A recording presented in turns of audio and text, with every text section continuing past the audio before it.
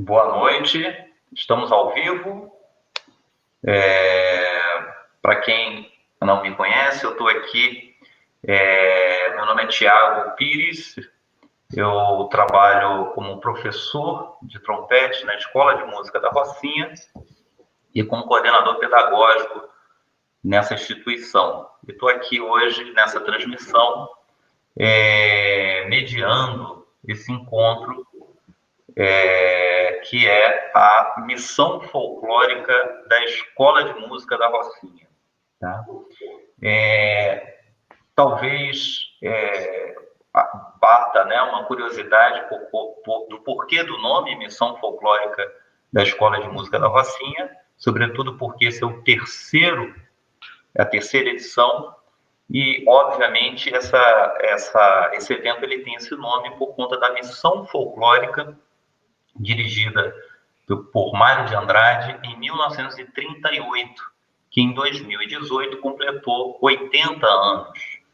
Ainda hoje, esse evento ele é um marco para o mundo da pesquisa em música, não só em música, mas de uma forma mais geral para a cultura popular, e assim foi chamada folclórica de Mário de Andrade.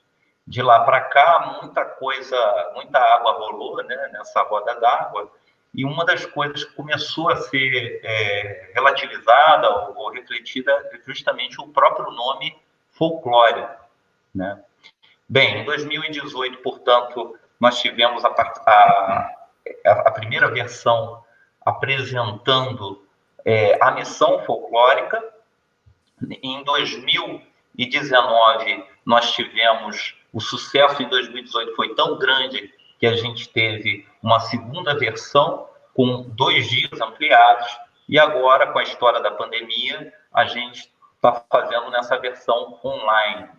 Bem, queria reforçar que a Escola de Música da Rocinha, nesse período de pandemia, não parou suas atividades, mas mantém as atividades de aulas individuais remotas, né? Obviamente, tem coisas que dá para a gente fazer com essa questão, inclusive reforçar que a situação da Escola de Música da Rocinha é muito parecida com a de outros projetos sociais e outras instituições que ainda precisam refletir como será esse retorno, uma vez que envolve instrumento de sopro, uma vez que envolve coro, onde pessoas, enfim, cantam com a boca aberta, instrumento de sopro tem questões com saliva, então isso tudo é algo que precisa ser debatido, sobretudo por aqueles que fazem música e que estão na questão do ensino em música.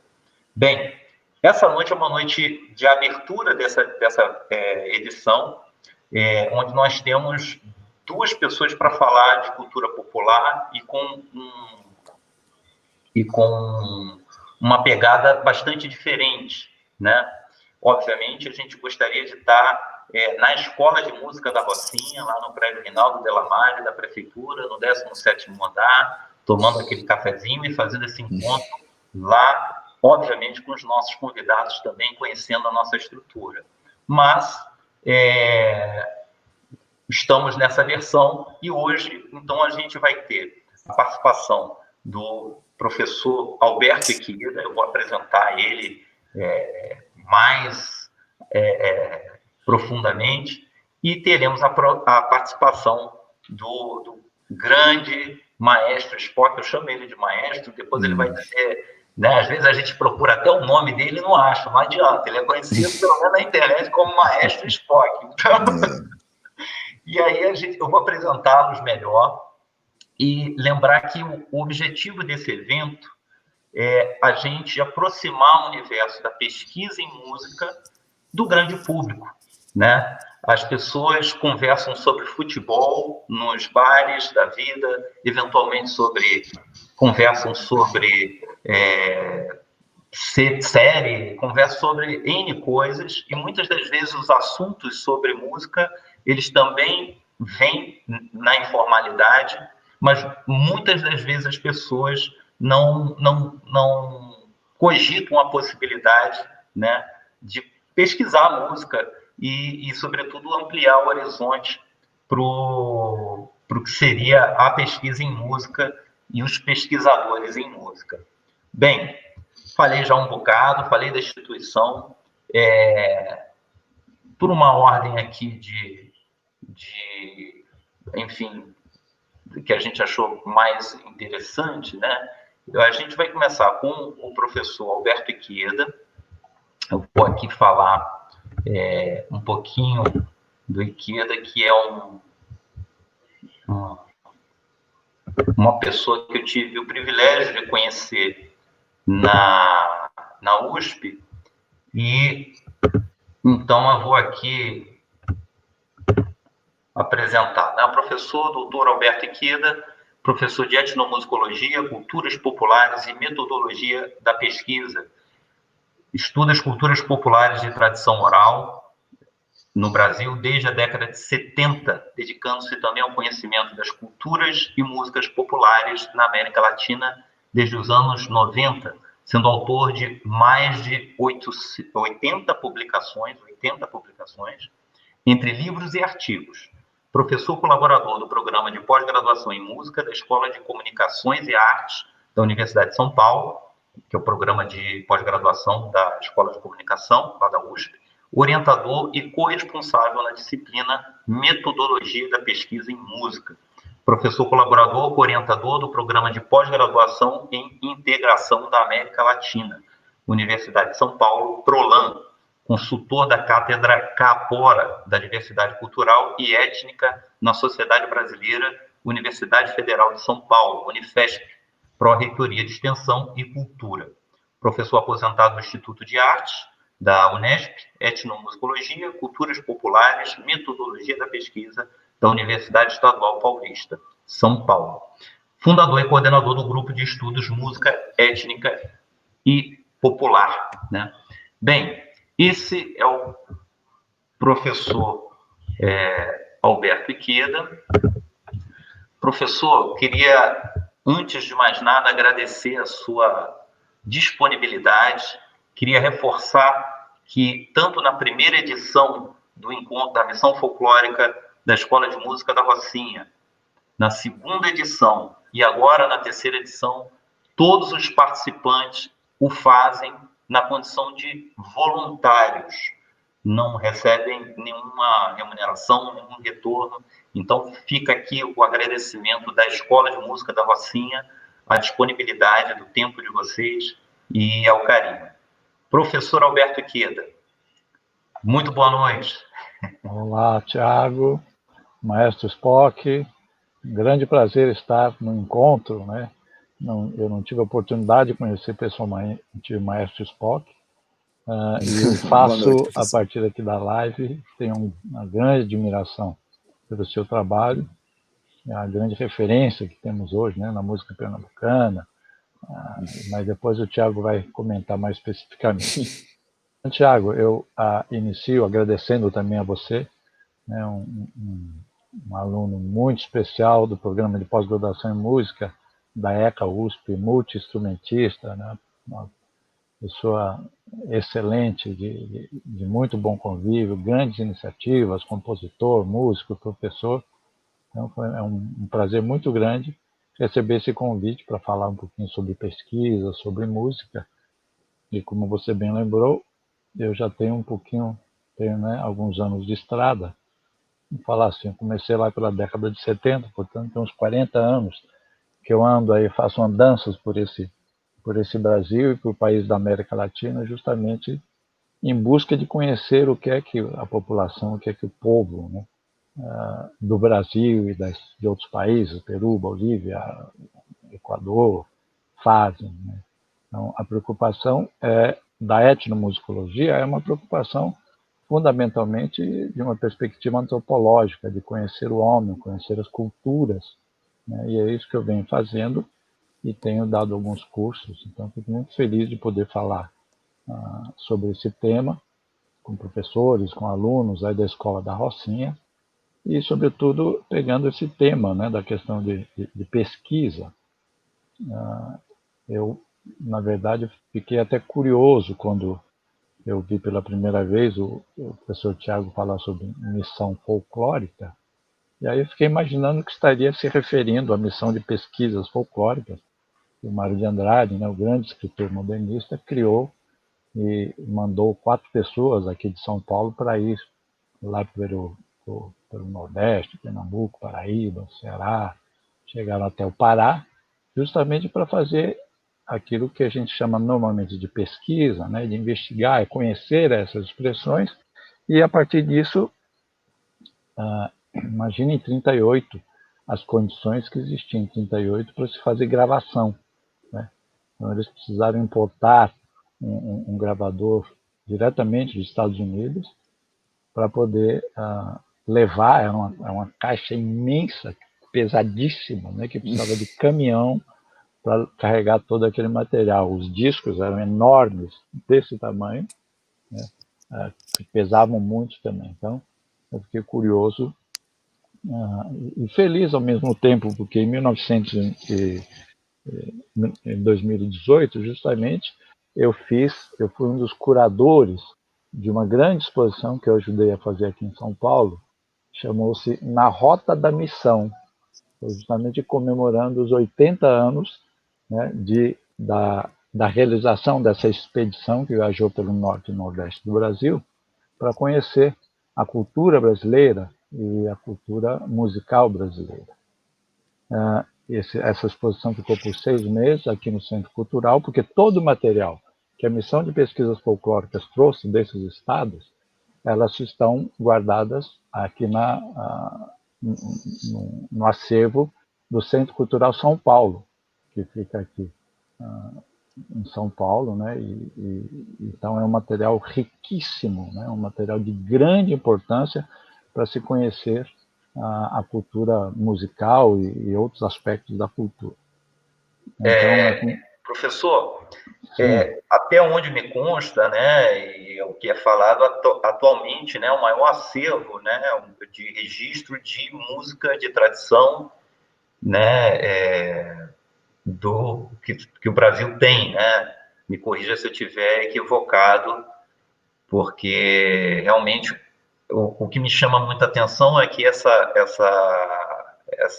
pesquisa de campo gerou imagens, inclusive, e que até algumas danças, né, como o próprio frevo, né, foram registradas, né? E é muito interessante a gente ver essas imagens, né? Hoje em dia tem muita coisa na internet. É muito interessante a gente ver como, enfim, um evento que talvez boa parte da população talvez nem saiba que aconteceu, mas ainda hoje, passado, né, esses 1900, a gente com esse conceito do folclore, né, que foi bastante enfatizado durante o século XX, né, 1900 e seus anos aí, a gente talvez tenha recebido bastante referências desse acervo, né? Sim, esse acervo, de fato, claro que tem outros locais, porque esse é um acervo que é congelado, porque ele só se refere àquele período, entre fevereiro e junho, né, de 1938. E claro, então, são muitas horas de gravações, tem muitos filmes, né, muito material, instrumentos musicais, violas, tambores, de tudo quanto é tipo, mas então ele ficou congelado nesse aspecto. É provável, é quase certeza que, por exemplo, o acervo do Museu do Folclore aí do Rio de Janeiro, lá na Rua do Catete, tenha, do ponto de vista de volume de instrumentos, porque, né, e de instrumentos, de materiais, porque ela continuou, né, nesse acervo agregando mais materiais. Então, pode ser que, do ponto de vista de volume, o Museu do Rio e talvez até o Museu Nacional do Rio também tivesse, né, antes de pegar fogo, um grande acervo também. Mas ele é muito importante pela sua antiguidade. Se a gente pensar em 38, 80 anos, né, tem alguns instrumentos que talvez já nem existam mais no uso, tá? Então, a documentação, a filmagem que foi feita é muito importante também. Maravilha. Mas, professor, o senhor quer que eu toque? O senhor tinha comentado para eu Sim, tocar sim. um cadinho. Eu vou fazer aqui Isso. a pedido do professor Iqueda, que, diga-se Isso. de passagem, é um professor que nas aulas dele de metodologia de pesquisa, ou mesmo lá, substituindo um outro grande professor, que é o professor Ivan Vilela, na música caipira em enraizamento, ele, vez ou outra, ele falava assim, para mim e para um outro colega lá, o André: olha, vocês podem trazer a viola semana que vem? Eu queria mostrar um exemplo aí. Então, as nossas aulas sempre tinham muita coisa. Então, o pedido dele, a gente ter aqui. Isso, eu pedi ao professor Tiago que ele desse uma palhinha de uma música que é muito conhecida pelos coros, tanto os coros infantis como os coros adultos. É uma música conhecida no mundo inteiro. Você vai encontrar essa música cantada por coros na Inglaterra, nos Estados Unidos, na Argentina, na Espanha. Então, eu vou pedir para o Tiago dar uma palhinha, que ele vai fazer, e depois a gente comenta por que eu pedi para ele fazer essa apresentação. Como é que tá o som? Tá chegando? Bom.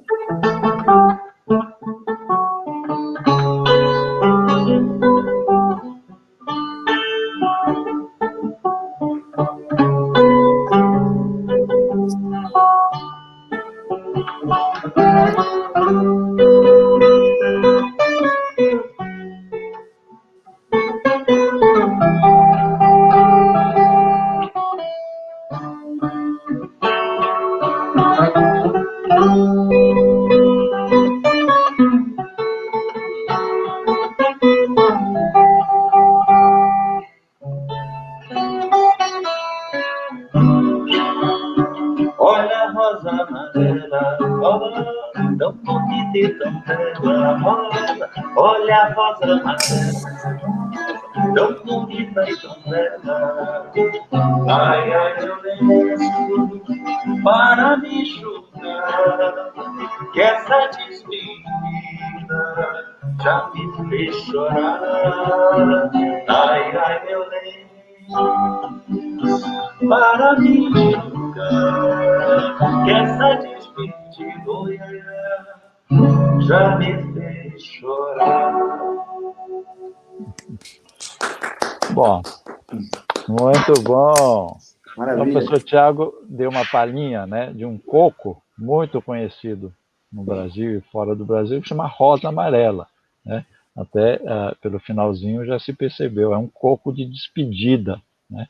Quando vai terminar a roda de coco, é possível que se cante isso. Então, eu pedi para o Tiago mostrar essa música, porque justamente essa é uma das músicas que a missão de pesquisas folclóricas que o Mário de Andrade mandou em 1938 trouxe gravada da Paraíba.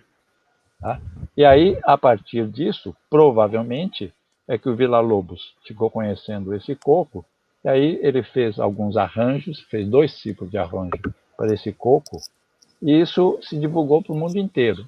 Então, vários coros, se vocês tiverem a oportunidade, coloquem Rosa Amarela no YouTube, que vocês vão encontrar gravações na Inglaterra, na Argentina, na Espanha, em vários locais, a partir do arranjo do Mário de Andrade. Tá? E eu pedi também. Se o senhor quiser, eu estou com as gravações aqui, tanto da original da missão folclórica, quanto de um coro aqui na Espanha. Se o senhor quiser. Então faça um trechozinho, justamente para que as pessoas possam ouvir. Eu vou sumir aqui porque eu vou compartilhar a tela, mas vocês vão, a partir de agora, ver a minha tela toda aí. Vamos lá.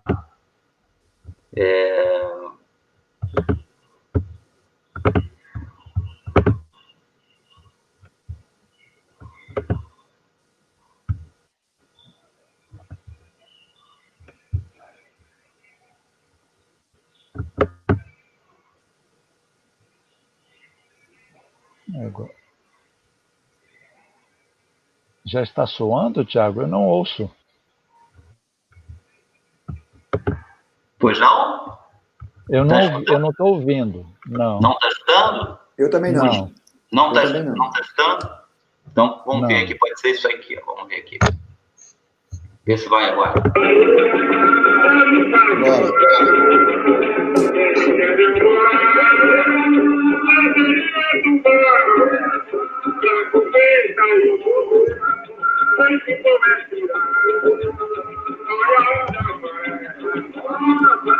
Estão escutando?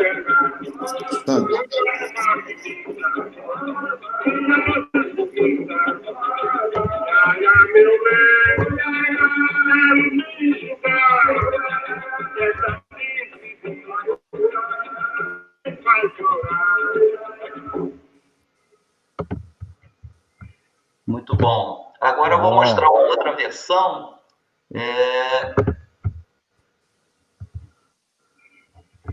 Com esse coro aqui, que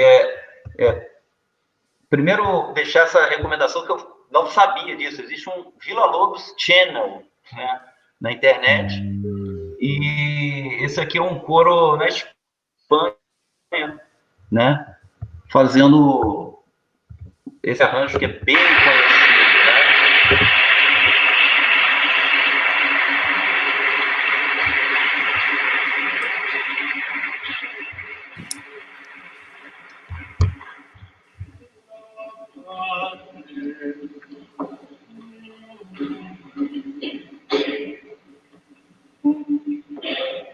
Um minuto.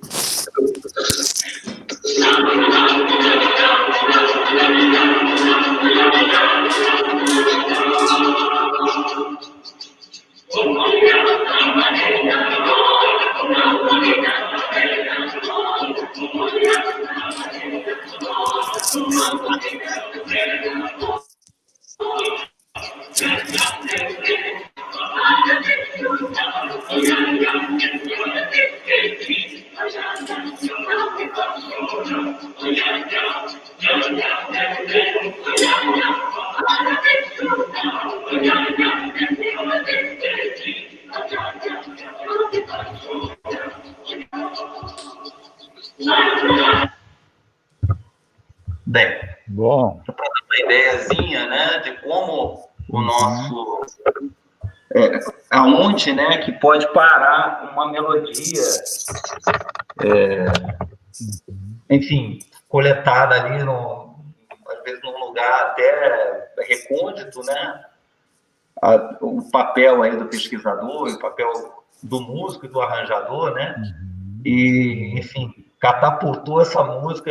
Realmente, acho que coros do mundo todo acabam tocando ela, né? A melodia, quer dizer, a qualidade técnica da audição, evidentemente, né, poderia ser muito melhor se a gente estivesse ao vivo aí numa outra aparelhagem. Mas é possível perceber que, de fato, essa música, a melodia original, ela tem um finalzinho um pouquinho diferente, tá? Mas a versão que a gente conhece, que o Thiago cantou, é essa aqui que normalmente os coros estão cantando. Isso foi publicado numa publicação do Villa Lobos, naquela questão do canto orfônico, provavelmente em 1946, que se divulgou. Então, eu pedi também que se mostrasse essa música, para a gente perceber um pouquinho essa característica da chamada música étnica, ou a música folclórica, ou essa música de tradição oral. Que perceba que ela é um coco, uma dança de roda, sempre de forma coletiva, e a própria estrutura musical ela já implica na inclusão das pessoas que estão ali naquele local. Então sempre terá, né, o coquista ou o líder que puxa os versos, como o Thiago mostrou, né? Olha a rosa amarela. O coro vai responder: rosa, tão bonita e tão bela. Rosa, iaia meu lenço, oi iaia, para me enxugar. Então veja, há essa interação entre uma pessoa que eventualmente faz um solo e um coro. Então, é uma contribuição, né? As músicas de tradição oral, as músicas das comunidades tradicionais, elas não são solistas. Elas têm os solistas, mas elas têm a interação com a comunidade e com os participantes. Então, esse é um grande exemplo de aprendizado, né, da interação social que essas músicas permitem. E fora isso, claro, é no momento de final de semana ou no horário depois do trabalho diário, em que essas rodas se formavam e continuam formando ainda hoje, com caráter mais artístico. Então, demonstra o que é o fazer musical nessas comunidades.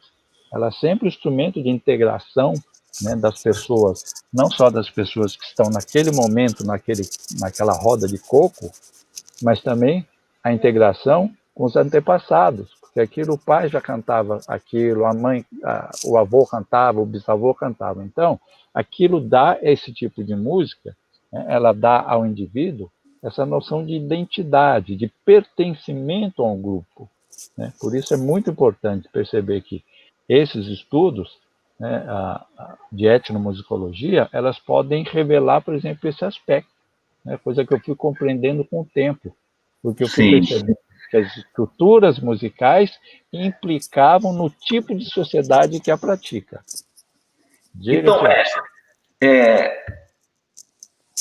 eu fiquei aqui muito boas as ponderações aí do senhor, as pontuações, e uma grande questão que eu acho que é não vou chamar que não chega a ser um dilema, né, mas nós, nos projetos sociais, na escola de música, seja da rede pública ou não, muitas das vezes a gente vai apresentar o universo do solfejo, da leitura rítmica, e vai formar repertório. Depois até o Spock pode falar um pouquinho sobre isso, até porque ele, né, tem um projeto lá que eu passo de anjo, que de uma maneira ou de outra traz essa realidade dos conteúdos, né? E muitas das vezes a gente orienta o pessoal ali, olha, de repente você vai fazer uma prova aqui para uma licenciatura, vai entrar na universidade, vai fazer bacharelado, vai fazer licenciatura, ou então vai entrar nas Forças Armadas para seguir uma carreira como um oficial, músico, mas muitas das vezes o universo da pesquisa em música ele não é cogitado, não é uma possibilidade. Parece que, né, não se fala, parece inclusive que não se faz pesquisa no Brasil em música, o que é muito pelo contrário, porque a pesquisa em música no Brasil é muito perene, só que muitas das vezes a sociedade ela não consegue enxergar isso. Então, eu queria muito que o senhor compartilhasse um pouquinho a sua trajetória, quando o senhor se vê pesquisador, né? Quando o senhor se vê, pô, agora eu sou pesquisador, e um pouquinho de como o senhor vê a pesquisa em música nesse momento no Brasil, né? O senhor estando aí não só com uma trajetória de pesquisa, mas também de professor de metodologia de pesquisa. Tiago, essa questão, né, da pesquisa, ela é implícita, né, no fazer musical ou na nossa vida de um modo geral. Claro que a gente tem que deixar muito claro essa diferença entre uma pesquisa cotidiana, né, o interesse que desperta, uma criança quando se interessa, né, por um piano, por alguma coisa que ele encontra, sabe, ou que ele vê, ele já está, né, despertando para essa questão da investigação, de querer saber mais sobre aquilo. Então, nesse sentido mais do cotidiano, todos nós investigamos, nós ficamos, né, a gente analisa, a gente fica, como a gente diz popularmente aqui em São Paulo, a gente escarafuncha as coisas, está escarafunchando, está buscando coisa, buscar conhecimentos. E, claro, a outra pesquisa, né? Então, essa pesquisa é a coisa do cotidiano que todos nós fazemos. Então, qualquer professor, quando vai dar aula, bom, eu preciso encontrar um repertório bom aqui, ele não deixa de estar fazendo um tipo de pesquisa, né, de uma investigação de busca de materiais. Agora, a outro aspecto é a chamada pesquisa básica, ou pesquisa pura, ou pesquisa monográfica, que é essa que os estudantes, né, vão fazer depois que se forma numa faculdade, para que ele possa produzir um trabalho que a gente chama de monografia. Então, essa monografia é um tipo de pesquisa, uma pesquisa chamada pesquisa de base, ou pesquisa pura. Tá? Ela é mais teórica, ela é mais reflexiva. Então, se a gente pegar o problema que a gente vive no mundo atual, por exemplo, da Covid, da pandemia, está se fazendo muita pesquisa. Essa é a pesquisa que a gente chama de pesquisa aplicada. Ela tem uma finalidade de buscar a solução de um problema emergente, de um problema que surge ali. Uma indústria, quando tem um problema lá em determinado setor, ela vai chamar pessoas especializadas para fazer uma pesquisa para que se busque solução para aquele problema. Então, tem essa diferença básica de pesquisa de base, ou pesquisa pura, pesquisa monográfica, pesquisa teórica, e a pesquisa aplicada. Né? Um músico, um maestro, quando vai fazer, né, uma apresentação, ele vai investigar também. Opa, eu quero colocar aqui alguns autores, sabe, do século XIX, né, dos frevos aqui né, no final do século XIX. É um tipo de investigação, mas elas têm essas diferenças entre uma coisa que é mais aplicada, que tem uma finalidade mais imediata, e essa pesquisa mais teórica, mais reflexiva, que vai gerar normalmente um trabalho que não terá uma aplicação imediata, mas ela é de fundamental importância, porque é mais um conhecimento que vai se acumular para os saberes de uma população ou saber universal. Tá? Então, essa ideia, né, de que a pesquisa é somente aquilo que se faz na pós-graduação, ela não é verdadeira. Né? Todo mundo faz pesquisa, qualquer pessoa faz pesquisa.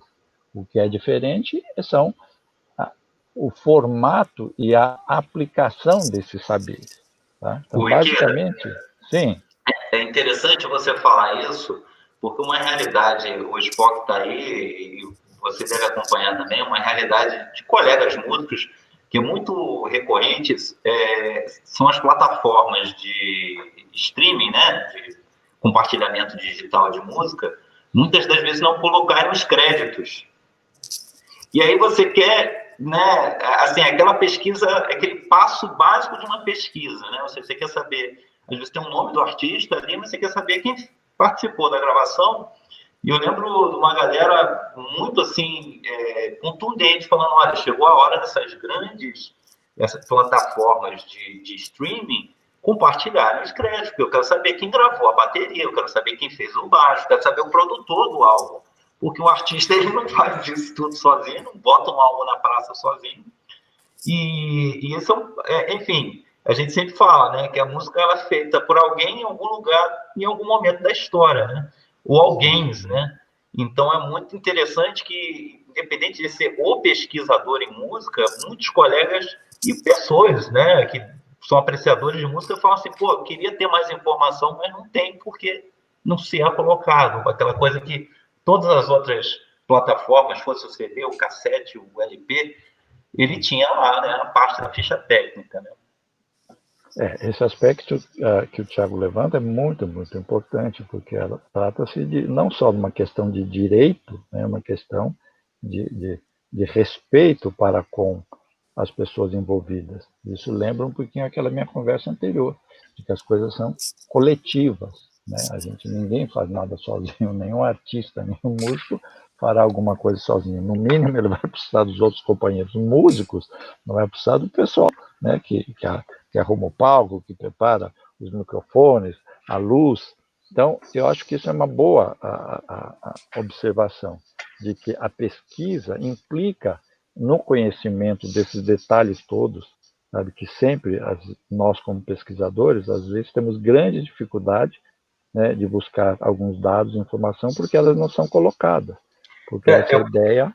Né, eu comentava com o senhor, eu até vou pedir para o senhor fazer um comentário antes de eu passar a bola para o nosso Spock e apresentá-lo, mas eu falava sobre o Mário de Andrade, do modernista, né? Eu acredito que até daqui a 2 anos a gente vai estar falando bastante sobre, ou deveria pelo menos estar falando bastante sobre o Mário de Andrade, por conta da Semana de Arte Moderna de 1922, né?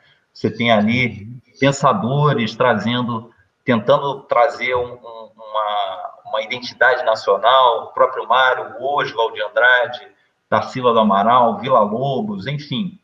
E me chama muita atenção, né, que, enfim, nessa história do modernismo, né, muita coisa ficou de fora, né, e muita coisa, talvez, né, por conta da pesquisa, tenha sido registrada, né, mas é óbvio que num país como o Brasil, muita coisa do universo da cultura popular também não foi contemplada, né?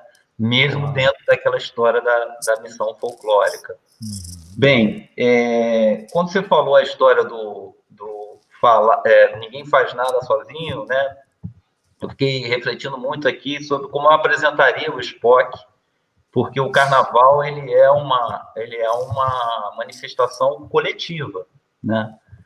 No Rio de Janeiro tinha o marco, né? Um dos marcos personagens assim era o Bloco do Eu Sozinho, né? Mas ninguém faz carnaval sozinho, né? Para botar o bloco na rua, essa relação do indivíduo e da sociedade, ela está sempre muito forte no carnaval, sendo discutida. Essas discussões da música no universo do carnaval, no período de carnaval, elas se amplificam porque o carnaval ele é música, mas ele tem impacto no trânsito, ele tem impacto na segurança pública, ele tem impacto na rede hoteleira. Então, muitas das vezes as pessoas não têm, né, tanta dimensão quanto os próprios atores do carnaval. Bem, eu queria aqui falar sobre o Spock, mas eu vou apresentar não o release que ele passou, mas com o release que está aqui, que é do livrinho dele, que é o Sementes, muito oportuno.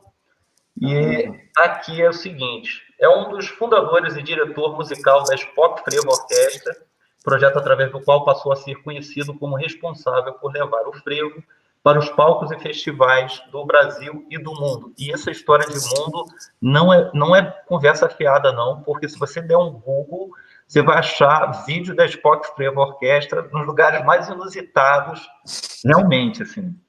Em 2010, Spock foi nomeado membro da Academia Pernambucana de Música, ocupando a cadeira do maestro Nelson Ferreira. E nesse mesmo ano também foi contemplado com a Medalha do Mérito Cultural Leão do Norte, classe ouro. Em 2014, Spock se lança no universo do cinema, no audiovisual, como coprodutor e protagonista do documentário Sete Corações, onde homenageia e eterniza a trajetória de 7 grandes mestres vivos do frevo. Em 2015, recebeu a honra de ter sido o artista homenageado do Carnaval da cidade do Recife. Nesse mesmo ano, assume a função de coprodutor e protagonista no documentário O Orquestrão, que mostra como acontece a reunião de aproximadamente 200 músicos do frevo que encerram oficialmente o Carnaval do Recife há mais de 10 anos. Em 2016, realizou o sonho de fundar o Instituto Passo de Anjo, entidade beneficente voltada para o ensino das artes pernambucanas às crianças carentes da cidade de Abreu e Lima. Bem, Spock, eu vou começar te provocando aqui, viu? E até provocando também um pouquinho o professor Ikeda, mas tem um poema seu que ele fala assim: manguezal. Para alguns, o mangue de perto pode parecer sujo, mas para todos de longe, ele acalma, cura. Todos merecem enxergá-lo da forma como eu o enxergo. Caramba. Como é que você enxerga esse mangue aí, grande maestro Spock? Não, para com isso. Antes de qualquer coisa, cara, muito boa noite. Muito obrigado pelo convite, né? Boa noite a todos. Grande honra mesmo estar participando desta ação, né? Da Escola de Música da Rocinha, um lugar que eu não vejo a hora de poder conhecer de perto, sabe? Seria uma grande felicidade. Me sinto muito, muito feliz aqui em estar diante do mestre, do professor Ikeda, caramba. Eu que tenho o maior desejo de conhecer de perto o professor, de verdade. Me sinto um pouco, eu estou diante de um pós-graduado, diante de um mestre que eu não sei nem o que falar dele, e agora que estou tentando terminar minha graduação, né, que é mais um sonho realizado. Então, esse será o último semestre da minha graduação em música. Eu nunca estudei música assim, dessa forma, mas tinha esse desejo, e depois de velho, depois de avô já,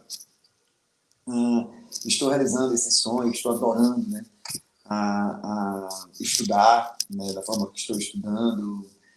A última carreira, inclusive, vai ser sobre depois que passa toda aquela história da música da Idade Média, não sei o quê, classicismo, chegando na música brasileira.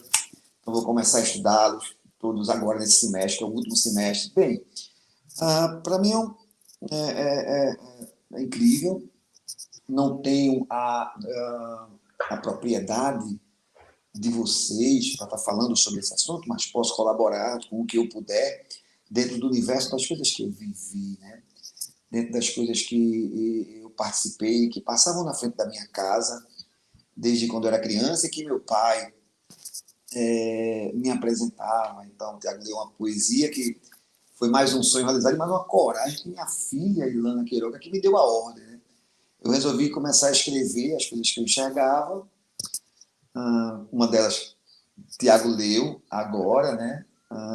Pois eu morava um pouco no 18º andar e na minha frente estava um manguezal lindo, assim. Então, ele realmente sempre me acalmava, né? Ele sempre me deixava numa calmaria de uma, sabe, de uma teia, assim. Mas eu comecei a escrever para o meu avô que eu não conheci, mas que eu sinto, para o meu pai, que eu convivi muito com ele, mas meu pai, de uma família enorme, eu tenho 21 irmãos. Nossa! Né? 21 irmãos. E eu sou o mais velho, eu sou o número 16. Pra você ter uma ideia. E convivi com meu pai muito. Meu pai faleceu com 94 anos, né? Há 10 anos atrás, 13 anos atrás, exatamente. E você fala bastante dele nesse livro, né? Falo, porque realmente eu sinto, sabe, assim. Ele, o meu avô, que eu nem conhecia, eu sinto que eles cuidam de mim. Eu estou sendo sempre bem cuidado por eles. Assim. Eu me sinto me olhando, me orientando e me observando, de verdade mesmo. Nem sou espírita, sabe, mas sinto fortemente isso. Porém, eu sempre estive muito perto de muita gente, de muita coisa. Sempre estive perto de muito, assim. Muita manifestação, muita poesia popular. Só para concluir aquela história desse livro, Os Sementes, nunca imaginei na minha vida fazer um livro de poesia. Meu sonho sempre foi ser um poeta popular por causa do meu pai. Então, meu pai era apaixonado pelos repentistas. Então, os discos de repentistas estavam na minha casa, sabe? E aquilo passou a ser meu sonho. Sendo que o buraco é mais embaixo para ser um poeta popular e um repentista, sabe? Seja talvez onde more ali. Sei lá como é que eu falo, onde a palavra dom, se é que ela se encaixa em algo ali, ela tem a impressão que ela está mais presente, sabe? Não sei. Mas como o buraco era mais embaixo, eu acho que foi um pouco menos difícil ser músico, sabe? Eu fui estudar música, e amo música, amo saxofone, amo tudo, mas eu queria ser mesmo poeta popular. Então, quando eu comecei a escrever, eu mostrei minha filha, há 4 anos atrás, mas eram poesias livres. O meu sonho era poesia dentro das métricas da poesia popular, né? Eu te falei, as sextílias, os 7 sílabos, os decassílabos, os galopes, os quadrões e por aí vai, né? Mas comecei a escrever, lembrando do meu avô e para os meus tataranetos. E muito possivelmente eu, logicamente, não irei conhecê-los, mas eu queria deixar as coisas que eu enxergava assim, para eles. E minha filha disse: "Ô pai, por que tu não lança isso?" Eu disse: "Pai, doido, Ilana, eu vou lançar." Pai, lance, pai. Ela foi. Ela pediu tudo, eu dei tudo assim para ela, ela saiu separando alguns. Separando, eu me mostrou, tá, então vamos lançar. E tinha um parceiro da SEC, e ele topou lançar, lancei. Então, o segundo já está pronto, praticamente. Esse sim, já dentro das métricas, né, da poesia, que sempre me deu o quê? O que eu poderia dizer? Veja, qualquer coisa que eu fale aqui não tem nenhuma arrogância, não, porque eu não sou uma pessoa arrogante. Mas talvez as métricas, felizmente ou infelizmente, não se me deram uma coisa, sabe, de tem que ser aqui, vai ser aqui, vamos fazer por aqui, vamos ali, sabe? Porque na poesia tem muito isso, né? Por exemplo, tem a ver com o que eu estou falando? Tem? Sim. Mas a poesia tem muito essa coisa da direção, da organização e o pouquinho que eu tenho, eu devo, acho que talvez, só para ir pensar nisso agora, talvez é isso que você vê num galope, num mote em 10, por exemplo, né? Onde você é obrigado, né? O poeta, você pensa que aqueles poetas são bons de rima, são talentosos. Ei, como eles são bons de rima, como eles são talentosos, como eles conseguem rimar na hora, assim, com facilidade. Realmente, mas o buraco é mais embaixo, sabe? Você imagina que numa competição, né, num desafio, onde eles cantam em dupla, o poeta, eu tenho várias gravações, decoro algumas, mas o poeta recebe um mote, como, por exemplo, são coisas que, para quem não conhece, às vezes, bem, é bom procurar conhecer isso. Mas o poeta recebe um mote na hora que diz assim, sei lá, tantos. Um que eu gosto, por exemplo, é grande é Deus que do nada tudo fez e eu com tudo nas mãos não faço nada. Esse é um mote que é dado na hora. Grande é Deus que do nada tudo fez e eu com tudo nas mãos não faço nada. Sendo que o mote 10, ele é a nona e a 10ª frase. Na hora, né? É a nona e a 10ª frase. Sendo que eles são a nona e a 10ª frase, onde grande é Deus que do nada tudo fez, eis, e eu com tudo nas mãos não faço nada, ada. Eis é a nona, ada é a 10ª. Sendo que na hora eles são obrigados a cantar em 5 minutos aproximadamente, intercalando, onde ele é obrigado a cada frase ter 10 sílabas. Né? Quando tem 11 é porque a principal é a 10ª. Grande é Deus que do nada tudo fez e eu com tudo nas mãos não faço nada. São 10 e 10. Sendo que ele é obrigado, nas 10 frases, ele tem que rimar a primeira com a 4ª e a 5ª, a 2ª com a 3ª, a 6ª com a 7ª e a 10ª que foi dada. Foi ada. E a 9ª, né, que foi dada, eis, a 8ª ele tem que rimar, ele é obrigado a rimar. Então não é só bom de rima, sabe? E também tem os temas. Né? Imagina o poeta falar sobre isso, onde o mote seja falando sobre os peixes do mar. Eu sei o nome de 5 peixes, sei lá. Entendeu? Imagina você falar 5 minutos, velho. Sabe? Sobre astrologia. Então é muita pesquisa, muito estudo, né? Nessa, por exemplo, os nonatos. Os nonatos pegaram esse mote. E um deles, grande é Deus que do nada tudo fez e eu com tudo nas mãos não faço nada. Aí, isso tem melodia, que é linda melodia. Mas eu não vou falar melodia, vou falar só poesia. Aí um deles falou assim, veja bem, primeiro com o 4º e 5º é obrigado, segundo com o 3º, 6º com o 7º e o 10º que foi dado, que é ada, e o 8º com o 9º, que é eis. Aí ele fez assim. E tudo tem que ter 10 sílabas, cada frase. Se no mel da abelha tem doçura e 100% de naturalidade, quer saber o que é doce de verdade?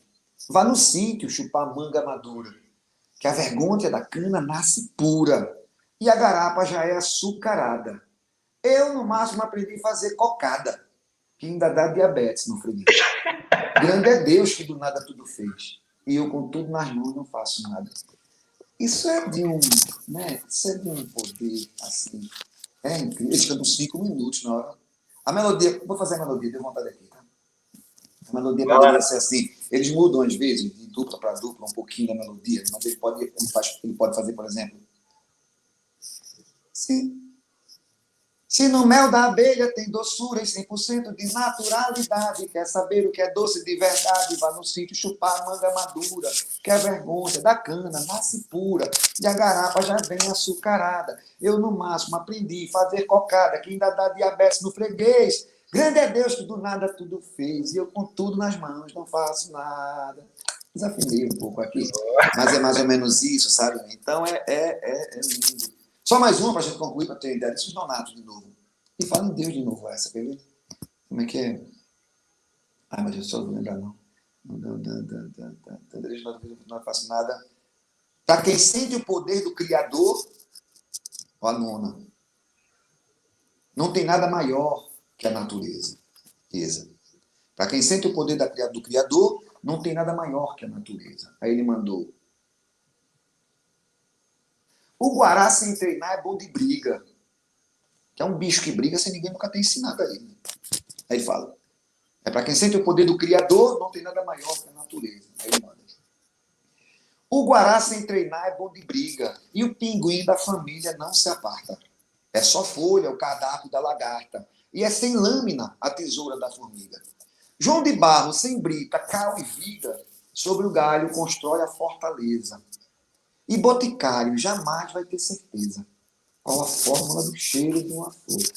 Para quem sente o poder do Criador, não tem nada maior que a natureza. Então, é lindo, assim, eu acho. Então, isso me protege, sabe? Essa melodia. esse quadrúnio, esse baião, como eles falam, essa levada, Então eu realmente busco dessas coisas. Porque eu me sinto bem perto delas. Elas me protegem realmente. E não é uma arrogância, não. Desculpa, não, professor, pelo amor de Deus. Não, é muito interessante que eu tenho muitos colegas, né, do universo dos instrumentos de sopro, né, e que essa coisa da formação do instrumentista de sopro parece que, sei lá, a gente só sabe contar compasso e fazer dinâmica ali. E aí, quando você vê um cara que se interessa pelo universo da cantoria, pelo universo, né, o meu vínculo, né, foi muito pela viola, de fato, né, porque no universo, sobretudo da música caipira, né, a moda de viola sempre é uma epopeia, sempre é uma história fantástica, tem essa coisa do final, né, às vezes um final trágico, e é muito interessante a gente ver que independente, quer dizer, na verdade não é nem independente, né, que junto com esse maestro de uma orquestra de frevo, eu não sou maestro, você tem... Ok, mas junto desse músico de frevo tem aí uma mente pensando esses matizes de cultura popular, né? Bem, o Yuri, que é o nosso cara da técnica, ele falou que tem alguns comentários que ele gostaria de destacar. Eu não sei se o Yuri está nos escutando, o pessoal que está ao vivo acompanhando isso pelo Facebook. A gente não consegue ver, não, né? Só se você tiver um canal aberto lá do Facebook. Por aqui, não. Eu catuquei aqui, não vi, não. Aqui, ó, a Valéria falou que o Rosa Amarela está no CD Paz, do coro da Escola de Música da Rocinha, gravado em 2001. É verdade, a Valéria é a nossa professora de canto coral, ela é a nossa regente de canto coral lá, há 25 anos esse coro já existe, e, diga-se de passagem, tem na internet, para quem ficou curioso, o coro da Escola de Música da Rocinha, apresentando com a regência da Valéria, muito bom. Já vou anotar aqui. Repete aí, por favor, que eu quero anotar aqui. Coro da Escola de Música da Rocinha. A Cláudia Ernest Dias, que inclusive participou da nossa programação no ano passado, mostrando um trabalho belíssimo lá do romance da Nau Catarineta, junto aos seus alunos lá da rede municipal. Ela fez um comentário aqui: a menção de pesquisas folclóricas de 1938 foi extremamente valiosa no meu trabalho de mestrado sobre a Nau Catarineta. As danças dramáticas de Mário de Andrade foi essencial. Que legal, né? A gente ter esse feedback. A Cláudia é uma pessoa...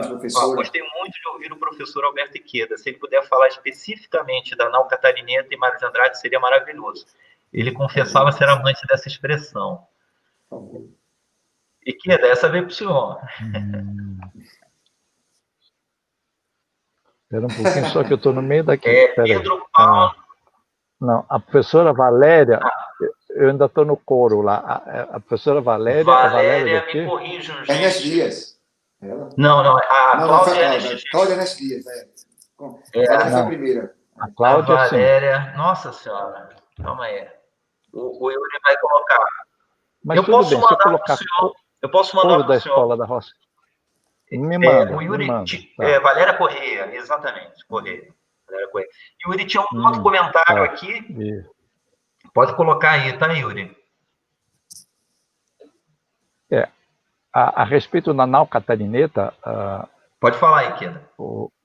Tiago, eu não sei exatamente o que é que a professora gostaria que eu comentasse, porque evidentemente eu não sou nenhum especialista em Nau Catarineta, conheço Nau Catarineta, porque estive Barca e outras manifestações relacionadas com essa epopeia dos portugueses se lançando ao mar, depois chega no Brasil e se constitui, né, como essa referência muito importante do período das navegações, e se torna um dos folguedos de grande importância, envergadura dramática e musical, né?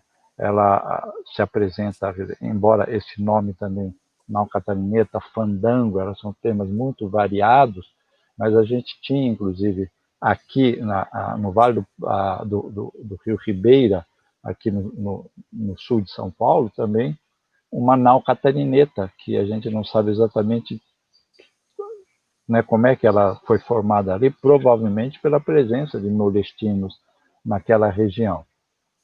mas eu não sei exatamente o que é que a professora comenta a respeito do assunto. Se puder comentar aí um pouquinho mais.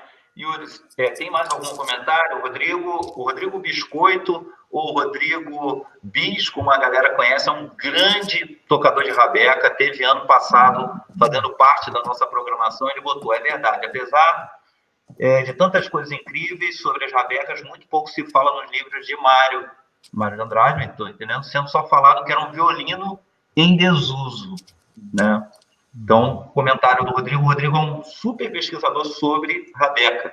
Ananda Luz, lá do extremo sul da Bahia, professor Ikeda, poderia falar um pouco mais sobre as festas e grupos como territórios de preservação das músicas vindas das tradições orais, sobre a importância, dialogando com o papel da pesquisa acadêmica nessa preservação, ou seja, o que a Ananda coloca é a importância das festas como forma de preservação das músicas vindas das tradições orais. E, a partir disso, qual o papel, né, da academia. A Eliane Ribeiro, adoro poesias e onde posso encontrar esse livro. Essa daqui foi para o nosso grande Spock. Eu consegui esse livro aqui no lançamento. Lançamento não, na verdade foi o seguinte, ainda esse ano de 2020, o Spock esteve numa atividade muito bonita, né, com a UFR Jazz Ensemble, o UFR Jazz, na verdade, que é a orquestra de jazz lá do UFRJ. Uma apresentação lá na Cecília Meirelles, que o Spock me corrija, teve uma etapa, não foi uma etapa, mas teve uma coisa educativa também, né? Sim, teve. E aí, exatamente, tiveram oficinas, porque realmente, né, no mundo das orquestras, big bands, não sei o quê, você tem ali a questão de fraseologia e tal, e o povo do não era oficina de poesia, por favor. Exatamente, não era oficina de poesia. Então, foi uma oficina do universo das orquestras, e aí o Spock aproveitou para apresentar esse livrinho lá, e aí consegui aqui. Depois eu vou dar outra referência. Daniela Amaral, grande colega lá da ECA, fala, grande conhecer a poesia popular com toda essa paixão e emoção. Grata por essa oportunidade. Muito bom. Bem, vamos... Com licença, depois tu dá um jeito de deixar o meu contato, que eu dou um jeito de enviar o livro. Maravilha. Cláudia, ainda Cláudia Ernest Dias, obrigado pelo retorno. Sim, soube desse trabalho. Cláudia, parabéns, sou seu fã. É mais para registrar o valor de Mário de Andrade e a missão de pesquisas folclóricas, de pesquisas históricas. Lembrar que a Cláudia tem um histórico ali junto à Orquestra de Sopros da ProArte, um trabalho também super legal de educação musical aqui no Rio de Janeiro. Bem, a gente vai seguir, eu espero que continuem as interações. Agora eu vou para a segunda parte desse encontro, que é mais um bate-papo, e agora eu vou fazer o inverso. Eu vou começar essa segunda parte com o Spock, e aí depois eu volto para o professor Alberto Ikeda. Eu vou compartilhar minha tela, e aí eu vou mostrar um videozinho aqui que eu acho muito interessante aqui. Vamos lá, share screen. Mas a gente segue aqui, né? Vocês seguem aí, por favor. Vamos lá. Eu acho que esse daqui... Uai. Esse aqui? Ah, sim. Vamos lá. Esse é um vídeo da Jazz Sinfônica de São Paulo, né?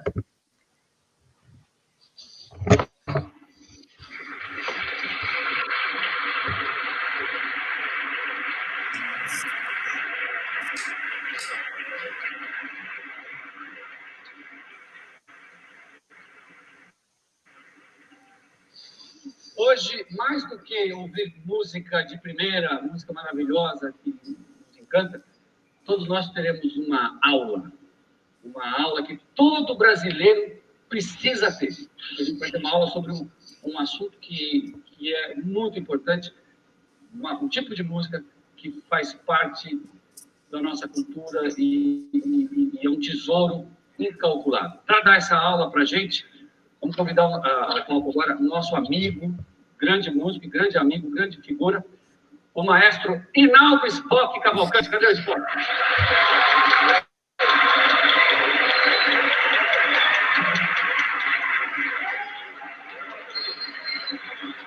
É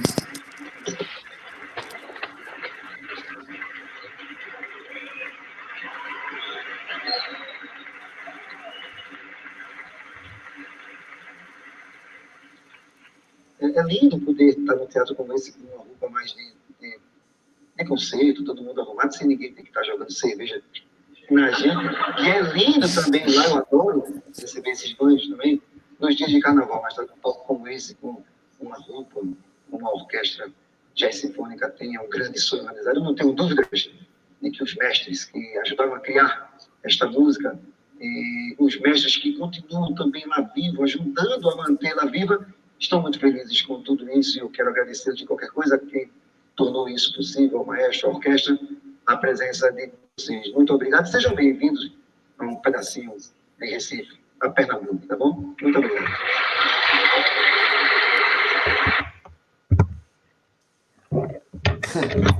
Vamos lá. E aí, Spock? Caramba, esse dia foi muito bonito, esse dia, foi importante para a gente. Então, você começa falando dos mestres, né? A gente vê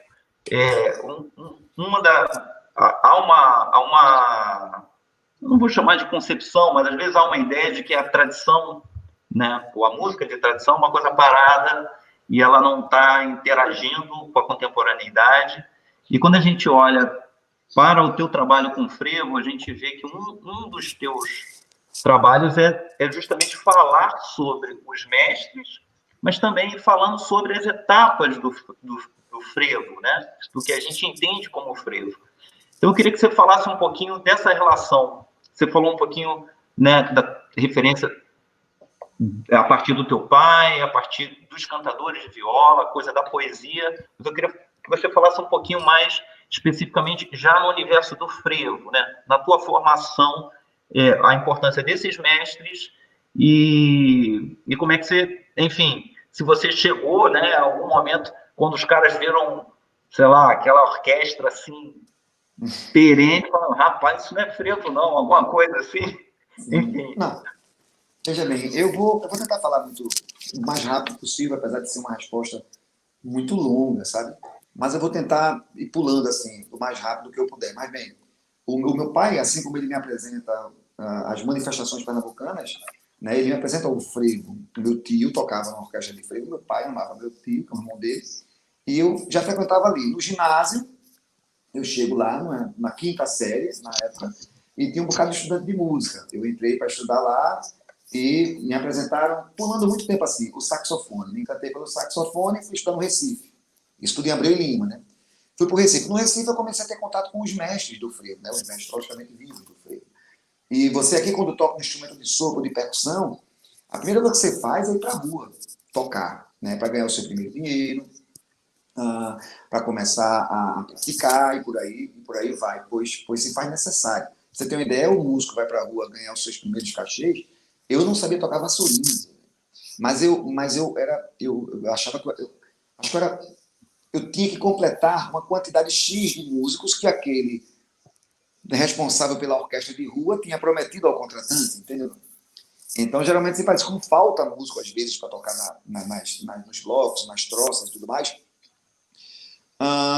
Eles pegam os iniciantes mesmo. Então, eles colocam ali, sei lá, de 15 músicos, eles colocam 7, 8 já mais experientes e o restante é iniciante, porque na rua o poder maior está no espírito, na alma, né? do que acontece ali naquela manifestação. E não foi diferente comigo, eu não sabia tocar vassourinha, mas eu já estava ali bebendo daquilo tudo. Depois de muito tempo, eu começo a tocar nas orquestras, já começo a tocar em alguns palcos. Já sabia tocar o vassourinha. Já sabia tocar vassourinha, sim. Né? Mas aí, para o surgimento da orquestra, para a gente pular vários anos também, comecei a conviver com os mestres do frevo aqui, né?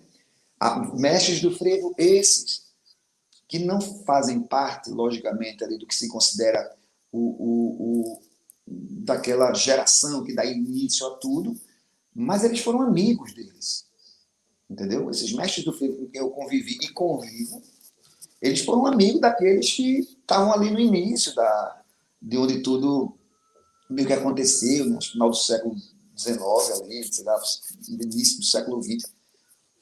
Eles foram amigos de Nelson Ferreira, foram amigos de Capiba, foram amigos de Zumba, foram amigos deles. E estão vivos. Né? E passei a conviver com eles. Daí, para a orquestra surgir, adiantando bem muito, a gente teve a felicidade, como um grupo de orquestra, uma produtora de um artista pernambucano que vive há muito tempo em São Paulo, professor que ele deve conhecer muito bem, que é Antônio Nóbrega. Ele precisou de uma orquestra para acompanhá-lo no Carnaval em Recife. Essa produtora nos viu na escola e disse, olha, eu gostei de vocês, eu vou indicar vocês para Antônio Nóbrega. Né? A gente já conhecia ele, não conhecia de perto, mas já tinha escutado falar. Nóbrega nos chamou, nos contratou, ficamos muitos anos com Nóbrega. O fato de ficarmos com Nóbrega ajudou a manter aquele grupo vivo, né? Porque se a gente não trabalhasse, acho que dificilmente estaríamos até hoje. Então, com Nóbrega, trabalhamos muito, viajamos no Brasil, viajamos no mundo com Nóbrega. E ali com Nóbrega aprendemos também, fora aquela coisa espiritual, a enxergar o lado profissional da história, sabe? Ali, como é que eu diria? Sei lá, ali eu comecei a aprender o que é um produtor com Nóbrega, o que é um técnico, sabe? A função de cada um, né? Eu comecei, porque até então eu só estava na rua. E depois, logo em seguida, com Nóbrega, a gente começou a sonhar em fazer o nosso próprio trabalho. Né? Montamos a orquestra e começamos a sonhar em ir para os palcos de festivais de música instrumental. Para os palcos de jazz também, como é chamado, os festivais, onde a música instrumental é bastante apreciada. O improviso é bastante apreciado, o solo, nesses festivais. No Frevo não se tinha, assim, né? Já se tinha feito isso com Felinho, com Sivuca, com o próprio Dominguinhos também. Mas era uma coisa muito isolada, músicos absurdamente inventivos, assim, né? E que não gostavam de repetir certos trechos da mesma forma, improvisavam, como o Dominguinhos, como o Sivuca, que eu falei, e Felinho. E nós achávamos que se a gente pudesse colocar os solos, né? Nós estamos começando a estudar essa coisa também da verdade, no frevo, talvez a gente pudesse abrir alguma janela para entrar nesses festivais. E deu certo, né? O nosso frevo começou a abrir portas, assim, janelas de festivais do Brasil e de fora do Brasil, para que a gente pudesse tocar o frevo. Uma foto que eu vi de Nelson Ferreira de paletó nos fez ter a vontade de usarmos paletó e gravata, sabe? E tocarmos sentados. Né? Isso é uma coisa muito difícil para a gente, que era o frevo até então nunca tudo força de expressão, por favor. E não sem arrogância, pelo amor de Deus. Mas o frevo até então não se tinha afastado da dança. O Spock, desculpa te interromper, mas era justamente sobre isso que essa foi a ideia que eu tive em relação ao mangue. Estou me alongando, né? Não, ao mangue. Porque muitas sim, das vezes o mangue ele é visto como, ou foi visto, né, como um lixão, como um lugar fétido, sim. Né, quando a gente sabe que toda a biodiversidade, né, ela está no mangue. E é muito interessante quando eu comecei com essa história do mangue, justamente porque a cultura popular, muitas das vezes, ela é vista com esse olhar, né, com aquela coisa menor, hoje se fala tanto de empreendedor e tal, nesse sentido, né, você viu ali naquele mangue, desse frevo suado, uma cerveja, não sei o que, a possibilidade dele estar de black tie, de paletó, e, sim. Enfim, desculpa te interromper, porque por isso que eu falei sobre o mangue.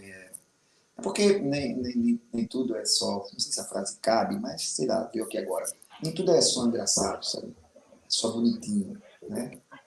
Nem tudo é só, que coisa bonitinha desse lugar, sabe? Não, né? Tem muito trabalho, assim, entendeu? Então, montamos e foi uma fase muito difícil, porque era complicado a gente chegar com os puristas e os mestres, né? Você tem que ter muito cuidado, paciência, fazer com os mestres, conversar e tal. Porque eu também entendia eles tinham certa razão, porque eles não admitiam os solos, os improvisos, né? E eu concordo com eles também, de certa parte, porque nunca tínhamos escola para isso, né? Eu ia para a minha escola de música, de saxofone, eram os métodos americanos, né? E os métodos europeus, entende? Mas, por exemplo, eu não tinha um método de Sivuca, Eu não tinha um método de Dominguinhos, sabe? Eu não tinha as frases de Dominguinhos para eu estudar, para eu analisar, para eu... Não, se eu quisesse treinar a técnica, eu só tinha livros americanos, livros o choro começou realmente a trabalhar isso de forma maravilhosa. Mas na escola da gente, na época, ainda era pequena essa coisa do choro, era mais coisa americana e europeia. Então, quando a gente ia solar e improvisar, eram solos, sabe, com outros sotaques, entendeu? E isso é uma coisa que me incomodava muito, assim. Mas era necessário a gente começar a trabalhar isso, né, na nossa cabeça. E a orquestra, ela era a orquestra, a força dela era quando ela tocava junto, sabe? Ali realmente estava a força de um povo, sabe? A força de um lugar, de um chão. Quando os músicos iam solar, né, era realmente um pouco engraçado, assim, porque não se tinha, né, força, mas era necessário fazer aquilo para participarmos e mostrarmos, pelo menos naquele momento que a orquestra toca junta, né, para as pessoas conhecerem e entenderem essa coisa da linguagem dos solos. Agora estamos começando, depois de um bom tempo, a trabalhar dentro sem querer também travar muito, mas já lançamos alguns livros, por exemplo, esse aqui, nem lançamos ainda. Solando Frevo. Solando Frevo. Poxa, aí, esperava, hein? São 11, mas é uma de dezenas e centenas e milhares de coisas que temos que começar a produzir. Estamos começando a produzir, no sentido da escola, entende? Então, isso aqui, por enquanto, são 11 frevos. Ele vem com um CD, né? A gente, quando aprovou, ainda o CD, nem se usa mais hoje, mas até então no CD. E são 11 clássicos, né? 11 clássicos do Carnaval Pernambucano, escrito, até uma linguagem mais musical mesmo, escrito para instrumentos em dó. Não é invenção, não. Os americanos já faziam isso, mas pegando escritos em si bemol, em mi bemol, em dó e em clave de fá. As melodias completas. Porque quando o frevo nasce, não tem como. Ele já nasce todo pronto, né? Então ele já nasce com a orquestração, a música erudita. Ele nasce com a orquestração pronta. Então eles não existe facilmente a melodia do frevo toda. Você encontra a partitura de trompete e está perguntando, ou de trombone. Você encontra a partitura de sax, que não tem de trompete, mas está respondendo os trompetes e os sax, e os trombones. É um diálogo de palitas e não tem a melodia completa, para que o frevo possa ser executado numa roda de frevo. Ao invés de roda de show, sei lá, vamos chamar roda de frevo. O cara pegar lá a melodia e começar a tocar. Aqui eles estão com as melodias. É como se fosse por exemplo, digamos que o frevo...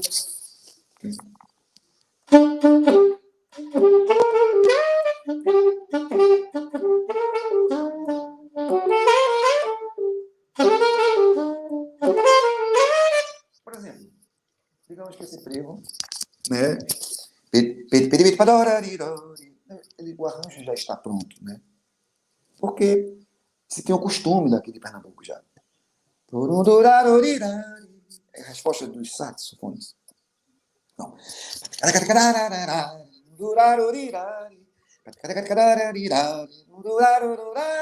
sei lá.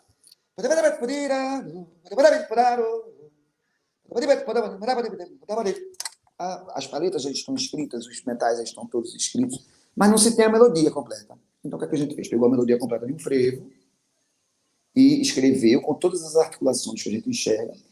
Mestres vivos ajudaram a colocar as articulações da sua composição, que estão aqui, como Duda, como Edson Rodrigues, como Ademir Araújo, e a harmonia também corrigida por eles. Então qualquer músico pode... E o CD vem com uma base gravada, um play-along. E o CD vem com uma base gravada. E com cada compositor vem uma história, um release sobre ele, e vem uma curiosidade sobre o porquê o título daquele frevo. Então é bastante interessante. Essa foto, por exemplo, aqui, foi do filme Sete Corações, e aqui são 7 mestres, até então, vivos do frevo. Está no livro, e fala sobre eles também, sabe? 2 desses aqui já se foram para outro plano, mas 5 aqui estão vivos ainda. Esses mestres aqui foram amigos daqueles que criaram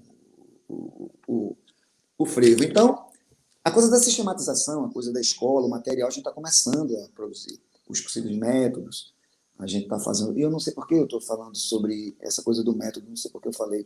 Acho não, que a gente falou sobre a questão dos mestres, né? Você falou justamente de começar a produzir material com a nossa linguagem, né? Eu isso, tá nos solos. Eu falei dos solos, que a gente parecia gente de fora, né? Porque música, é parecido. Uma vez eu estava conversando com o Chico Pinheiro.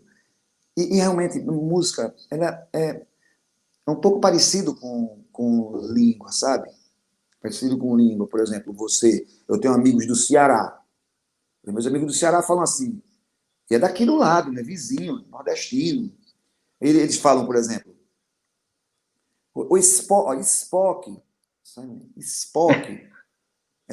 Ei, mas tu vai hoje de noite, sabe? De noite. Eu não tenho nem swing para falar, entende? O de noite. Eu tenho swing para falar o de noite. Eu tenho porque eu sou acostumado, desde que nasci.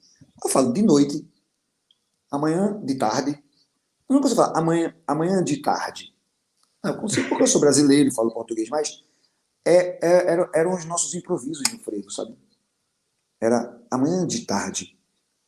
Então, sabe, isso incomodava muito. Então a gente começou a trabalhar para que nós conseguíssemos aos poucos, dentro daquele momento do improviso, do solo, que nós pudéssemos falar o melhor possível, mas isso só os nossos bisnetos e tataranetos é que vão conseguir. A gente não consegue mais. Mas eles vão conseguir se a gente deixar o máximo possível de material pronto, sabe? A gente ainda, infelizmente, felizmente também, mas deveria ser com bem menos influência, a gente ainda fala the books on the table, nos solos, sabe? E não precisa, assim. Menos. A gente ainda fala demais por causa da escola que a gente não tinha. A gente estudava the books on the table e a gente nem consegue falar the books on the table como eles falam, né? Porque é diferente, velho. Não consegue. Então a gente acha que é o que estudou, aí tá ali ainda, mas não. É necessário que a gente estude Dominguinhos, é necessário que a gente estude Jacinto Silva, Jackson do Pandeiro, Luiz Gonzaga, o Brasil inteiro, entende? Para poder, porque isso é o que nos protege espiritualmente. Então, estando perto dessas coisas, eu não tenho, sem nenhuma arrogância, medo, assim, preocupação com nada. Só para contar uma historinha que eu sempre conto de um baterista da orquestra. Beleza. Ó, a gente ainda vai passar a bola para o Oikeda. Eita, porra, é rápido. Não, mas a tua pergunta é longa. A tua pergunta, a resposta é longa, mas só para concluir, para você entender esse negócio da força, desculpa, viu, professor Ikeda? O nosso baterista, a gente estava num festival, acho que no sul da França, não sei, e a gente, ia tocar depois de Chicoria, e ia tocar antes de Bob McFerrin, sabe? Era um negócio assim de sonho pra gente. A gente só conhecia esses caras em DVD, né, naquele VHS. E a gente ia tocar. Aí eu lembro que no camarim o baterista chegou e disse assim, ô Spock, e botando a gravata, a gente colocando a gravata para entrar, né? Aquela coisa, meu irmão, Chicoria, Bob McFerrin, meu Deus, vamos embora. Aí eu lembro que ele disse, ô Spock, e estava somente ele, botando a gravata, e disse, diz Cabeça, o apelido dele é Cabeça. Rapaz, pode entrar o Satanás aí, bicho, não tem medo. Pode entrar o Satanás, que a gente vai tocar, e vai soprar, e vai bater. Ele é baterista, né? Aí eu olhei para ele de cabeça, ele, bicho, pode vir, sabe, pode vir a gota serena aí, bicho.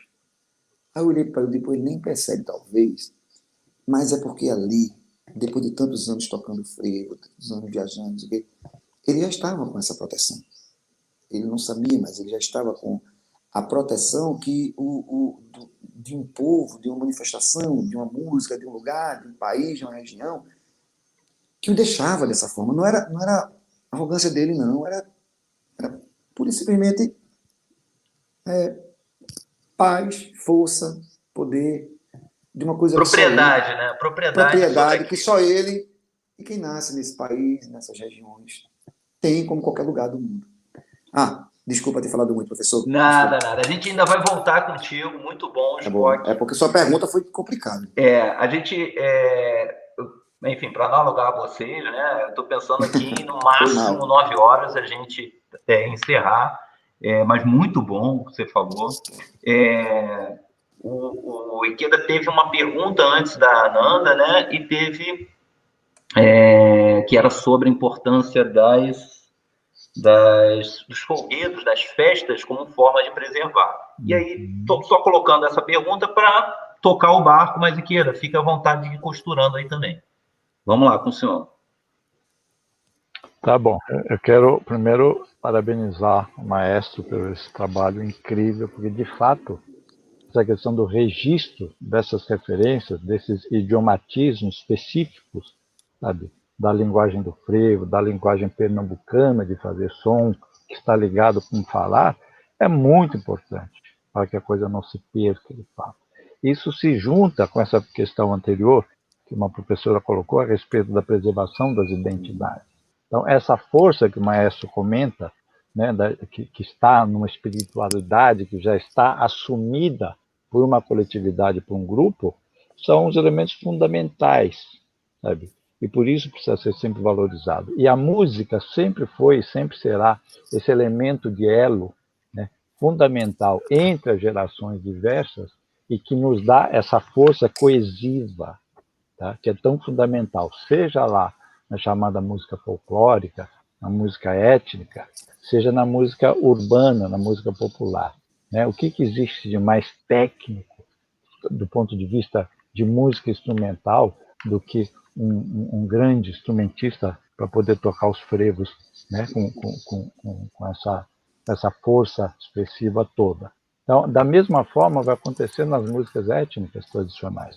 Se a gente pensar, por exemplo, nas nossas festas juninas, que são tão grandiosas hoje em dia, em vários estados, sobretudo do Nordeste, né, nos últimos 20 anos, pelo menos, a gente vai lembrar que essas referências, sabe, estão ligadas com os chamados rituais juninos, ligados com fogo, ligados com a alimentação farta, ligadas com a coesão da comunidade, né, de gerações diversas, crianças, idosos, avós, pais que se juntam, é para comemorar a forma de ser coletivo. E por isso ela agrada tanto do ponto de vista, sabe, mais pessoal e mais espiritual, porque as pessoas se sentem acolhidas e aquecidas por aquele encontro. Mesmo que elas sejam, hoje em dia, muito mais comercializadas, elas ainda preservam essa força, sabe, gregária que a gente vai notar nas grandes festas. Quando a gente está falando de festa junina hoje, a gente, no fundo, está falando de coisas que estão aí há milhares de anos, que vêm das antigas civilizações, sabe? Então, quando a gente vê uma quadrilha que chega aqui no Brasil aí pelo início do século XIX, com a vinda da família real, depois ela permanece, sabe, só com algumas partes daquela quadrilha de 5 movimentos francesa do século XVIII, século XIX. Quando chega para aquilo que depois passa a ser chamado de quadrilha matuta aí pelo Nordeste, ou quadrilha caipira aqui pelo Centro, Oeste, pelo Sul, ela ainda se preserva muito dos elementos de milhares de anos atrás, das chamadas antigas civilizações.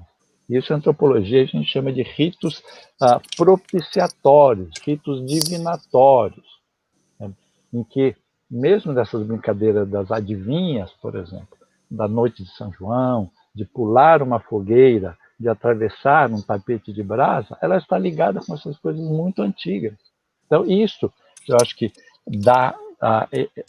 ela entra em sintonia com esse comentário do maestro Spock, de por que ele está fazendo esse registro.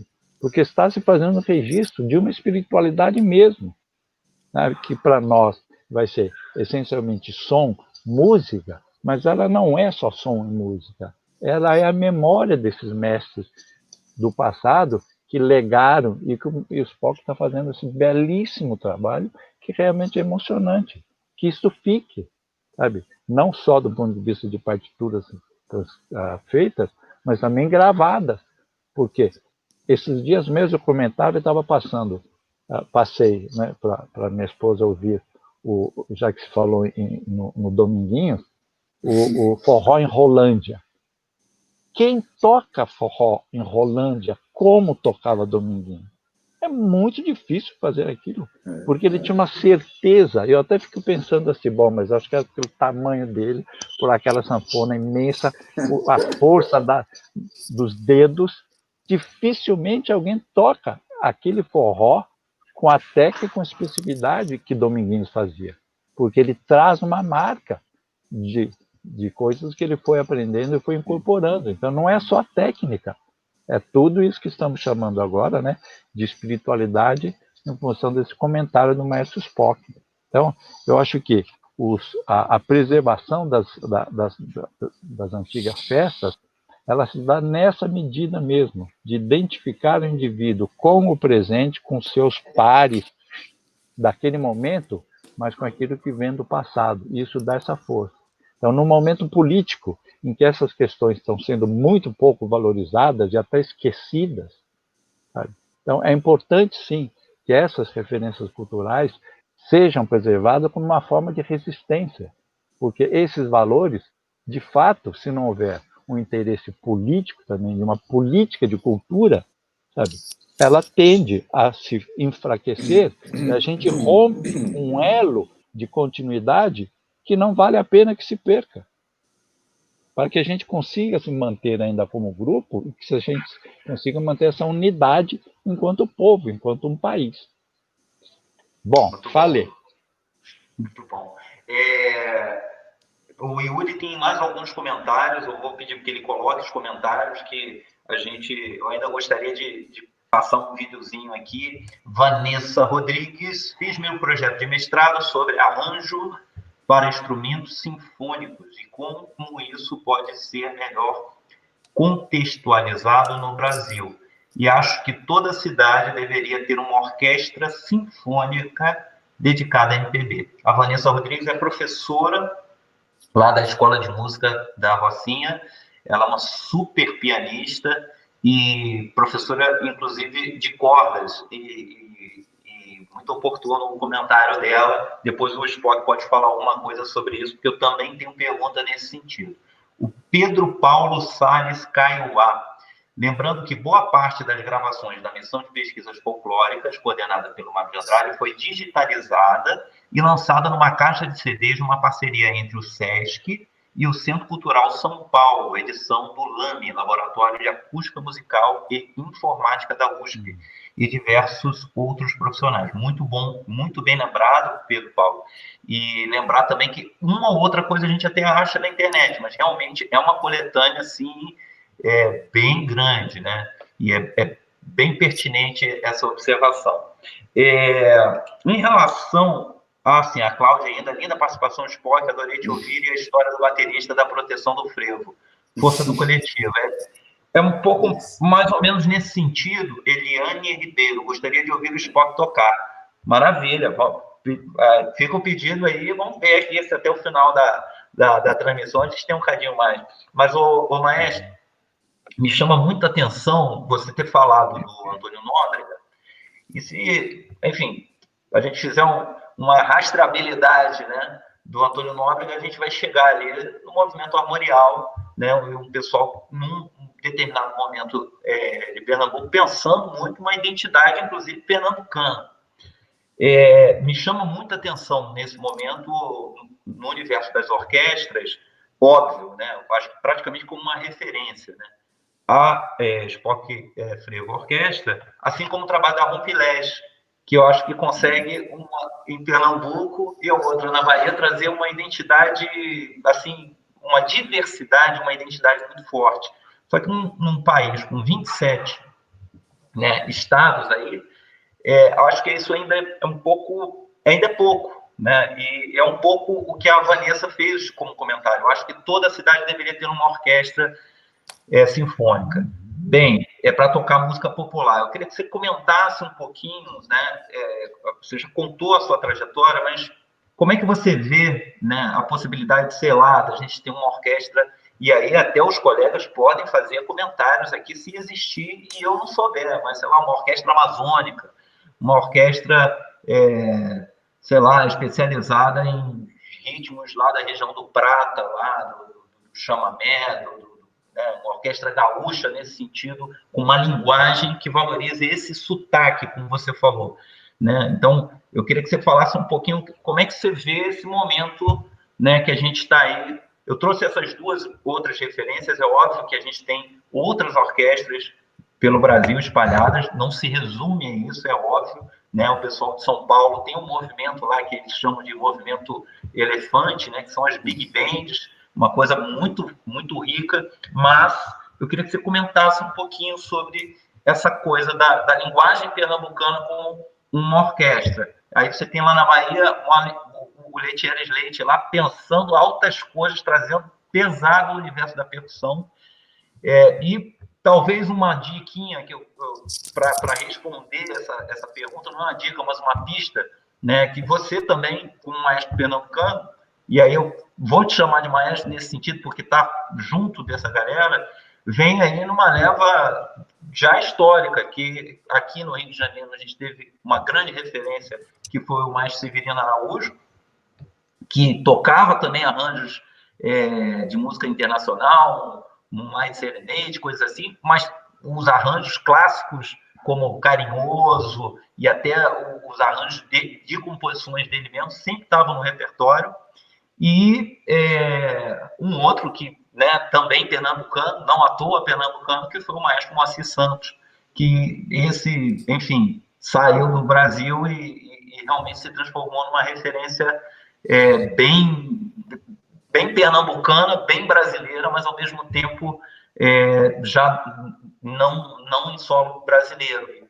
Praticamente já no finalzinho de carreira dele, que graças a André Ernest Dias, né, com um trabalho também de pesquisa, aí bem vivo, conseguiu aquele trabalho lá do Ouro Negro e trazer esse maestro de volta. Então, eu queria que você falasse um pouquinho sobre isso. Assim, você tem uma responsabilidade que é o maestro pernambucano, de freio.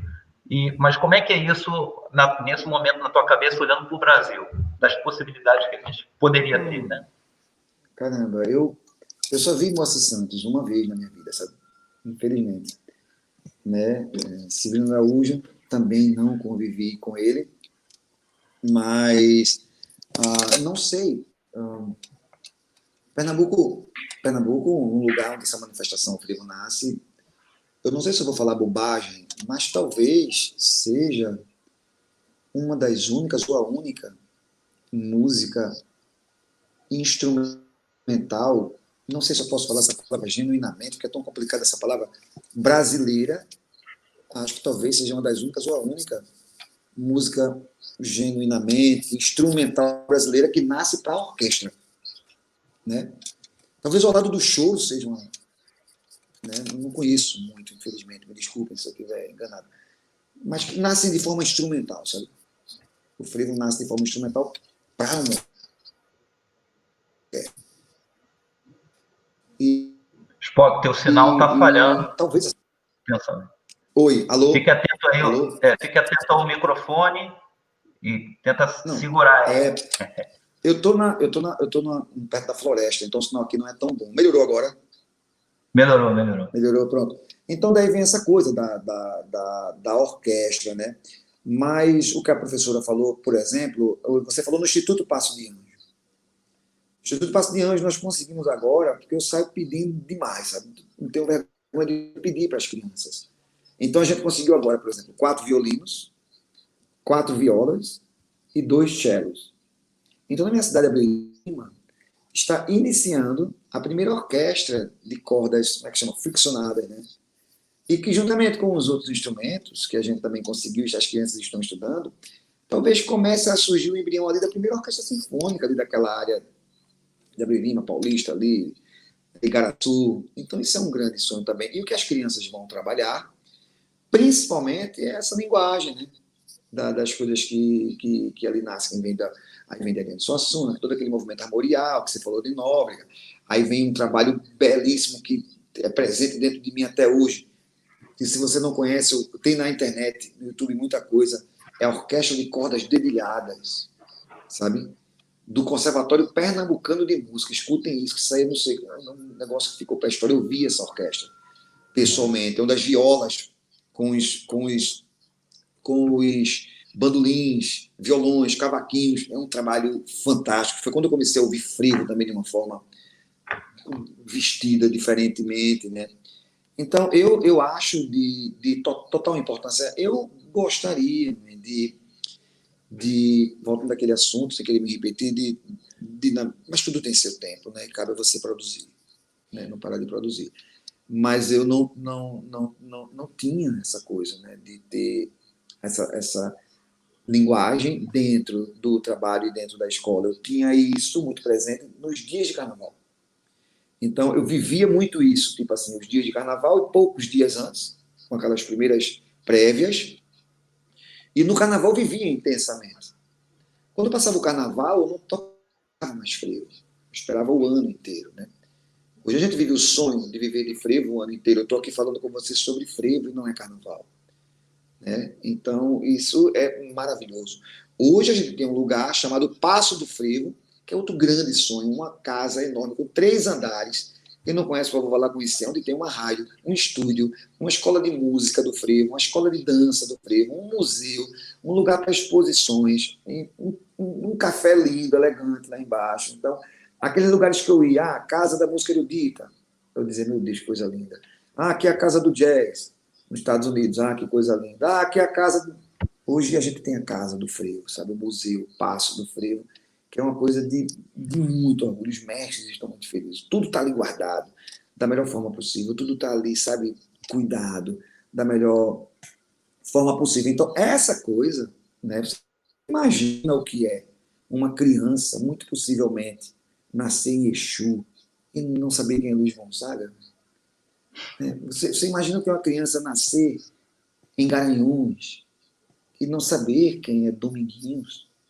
Nascer em Flores e não saber quem é Moacir Santos, entende? E isso é de doer o coração. Então, eu tenho a impressão, pelo menos eu vivo isso, né, o tamanho absurdo da importância de, nas linguagens, né, falar, citar e colocar a história do seu próprio povo para as crianças, sabe? Porque eu acho que é apresentar. Eu vejo crianças cantando frevo de bloco na rua, mas infelizmente ainda, felizmente também, elas são netas, filhas, primas de algum integrante ali, sabe?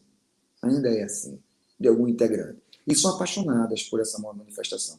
Então, eu acredito que se você apresenta para as crianças, elas vão ter, no mínimo, a possibilidade de optar em buscar, em conhecer, em viver aquilo, sabe? Mas, para isso, se faz necessário ir para as escolas, eu acho. Esse é o grande sonho. Eu já conversei muito aqui com alguns secretários e é colocar o universo da cultura, né, da linguagem do seu povo dentro das escolas, mas de forma sistemática, sabe? Não é chegar no carnaval, isso fazem. Está no carnaval, eita, vamos estudar Capiba, sabe? Chega no São João, eita, vamos estudar Luiz Gonzaga. Sim, mas, sabe, não é só isso. Então, tem que estar sistematicamente. Aí sim, muito bom, Ikeda. Ikeda não, Spock. Eu vou te interromper porque você falou num assunto que eu queria muito que o Ikeda comentasse. Ninguém melhor do que ele, pelo amor de Deus. A gente tem 15 minutinhos, eu vou pedir para o Ikeda, né, tentar, para a gente depois poder fazer o encerramento. Sim. Então, mas você falou numa coisa que eu achei muito interessante, eu conversava com o Ikeda sobre a questão do Dia do Folclore, né? Primeiro o folclore e depois o Dia do Folclore. Então, eu queria que o Ikeda falasse um pouquinho sobre a questão do Dia do Folclore e no que isso acabou se transformando em escolas de educação básica. Porque a gente está aqui falando por conta da missão folclórica, lembrando que dia 28 é Dia do Folclore, mas para além do folclore, do Dia do Folclore, a gente quer estar conversando sobre cultura popular o ano todo, como você falou, Spock. Então, eu queria, Ikeda, que inclusive você compartilhou comigo, teve uma experiência também na educação infantil, como professor de educação infantil, então eu queria que você falasse um pouquinho sobre o conteudismo do folclore na educação básica e por aí vai. Tá, eu só queria comentar rapidamente essa questão das orquestras, né, com sonoridades brasileiras. né, da importância realmente que as bandas, né, as bandas de coreto, como eu costumo chamar até hoje, que tanto acompanhavam, né, as marchas militares, as festas oficiais, mas também as procissões religiosas, tocando aquelas marchas, aqueles dobrados mais lentos, foram grandes escolas de formação de músicos, historicamente, desde o século XVIII, A minha, pelo viu? menos. A minha. É. A Então, minha. eu acho que aí forma-se, né, uma escola de uma timbrística também, para esse tipo de formação orquestral, que eram as bandas de sopro, sabe? Que ficou muito marcante e que acabou se perdendo. Aí eu me lembrei de um movimento que teve aí no próprio Rio de Janeiro, eu acho que, não sei se é uns 20 anos atrás, tentativa de recuperação dos ranchos carnavalescos, a maneira lá do final do século XIX, porque você pegar uma banda daquelas, que eu ainda tive a oportunidade de ouvir na minha infância, sabe? Uma banda de coreto tocando machixe, é uma coisa inesquecível, com aquele idiomatismo, aquela rítmica, coisas que me marcaram profundamente pelos anos de 60 ainda. Então, nos anos 50, 60, muitas bandas que existiam nas pequenas cidades e que conseguiram formar, só que de alguma forma elas perderam. E aí, há muitos anos atrás, o professor Samuel Araújo, né, meu querido amigo, ele me comentou, né, de um rancho que se formou aí no Rio, que não sei, provavelmente não saiu mais, que eu acho que é Flor de Sereno, alguma coisa, Flor de e que Sereno. lembra depois, né, o bandão aí da Escola Portátil do Choro, que ainda é essa preocupação de manter esse tipo, né, de formação sonora que se perdeu muito. Bom, em relação à questão do folclore, claro, você lembrou bem, agora nós estamos em agosto, que é considerado um mês do folclore, sobretudo dia 22 de agosto. Tá? 22, eu falei 20. Isso, 22 de agosto, que é considerado dia do folclore. Eu só queria lembrar que isso se deve, né, provavelmente, a um decreto federal de 1965, em que esse decreto propunha que as instituições públicas fizessem atividades ou realizações relacionadas com a valorização da cultura popular ou do folclore. Tá? Aqui em São Paulo, depois em 67, foi instituído no âmbito do Estado o mês do folclore. Então, por isso é que muitos, né, das pessoas que estão nos ouvindo, pessoas que estudaram em escolas, no mês de agosto, deve ter tido uma experiência dos professores falar: olha, vamos fazer comemorações ao mês do folclore. Mas o que eu me espantei nesse período agora, próximo do dia 22, um pouquinho antes e até depois, é uma quantidade que eu encontrei, por acaso, consultando a internet, de professores propondo atividades relacionadas com folclore. E o que me espantou é que há uma preocupação, pelo que eu notei, de teorizar a questão do folclore para crianças em idade muito pequena, às vezes de pré-escola. Coisa que eu acho que não há necessidade nenhuma de explicar para uma criança o que é o folclore. Agora, viver brincadeiras, jogos, parlendas, todas essas coisas que estão dentro do folclore, eu acho que vale a pena e deve ser feito dentro daquela perspectiva que estamos discutindo, da preservação de uma identidade, né? de grupo, uma identidade de um país. Agora, teorizar, eu vi professores com toda boa vontade, eu reconheço os méritos das professoras, dos professores que querem, né, manter essa atividade no mês de agosto, mas que ela se estenda realmente para outros períodos, porque ela não deve ficar restrita, assim como o frevo não pode ser só no carnaval, mas que não tem essa preocupação. Né? Dizer para uma criança: olha, folclore são as manifestações. Eu fiquei pensando, ou estou muito fora do mundo, ou me dá a impressão que uma criança de pré-escola não sabe o que é manifestação. Patrimônio material, né? Sabe?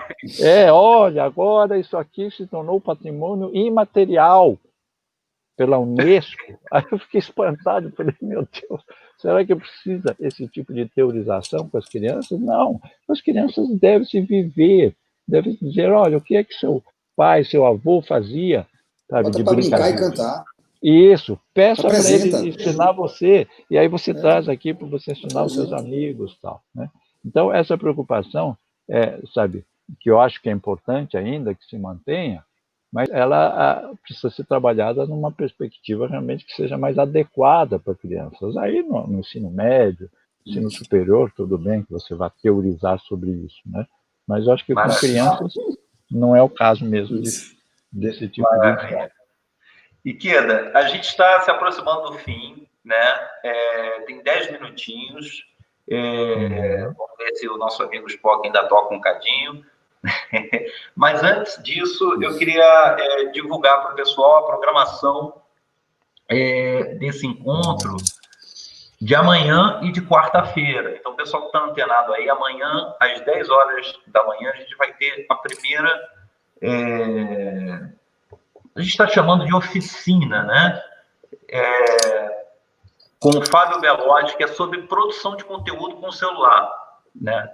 Agora tem aí, enfim, editais, coisas que abrem aí para o artista, e muitas das vezes o cara, ele tem o produto dele ali, mas ele não sabe, né, lidar com a questão da iluminação, e aí a distância do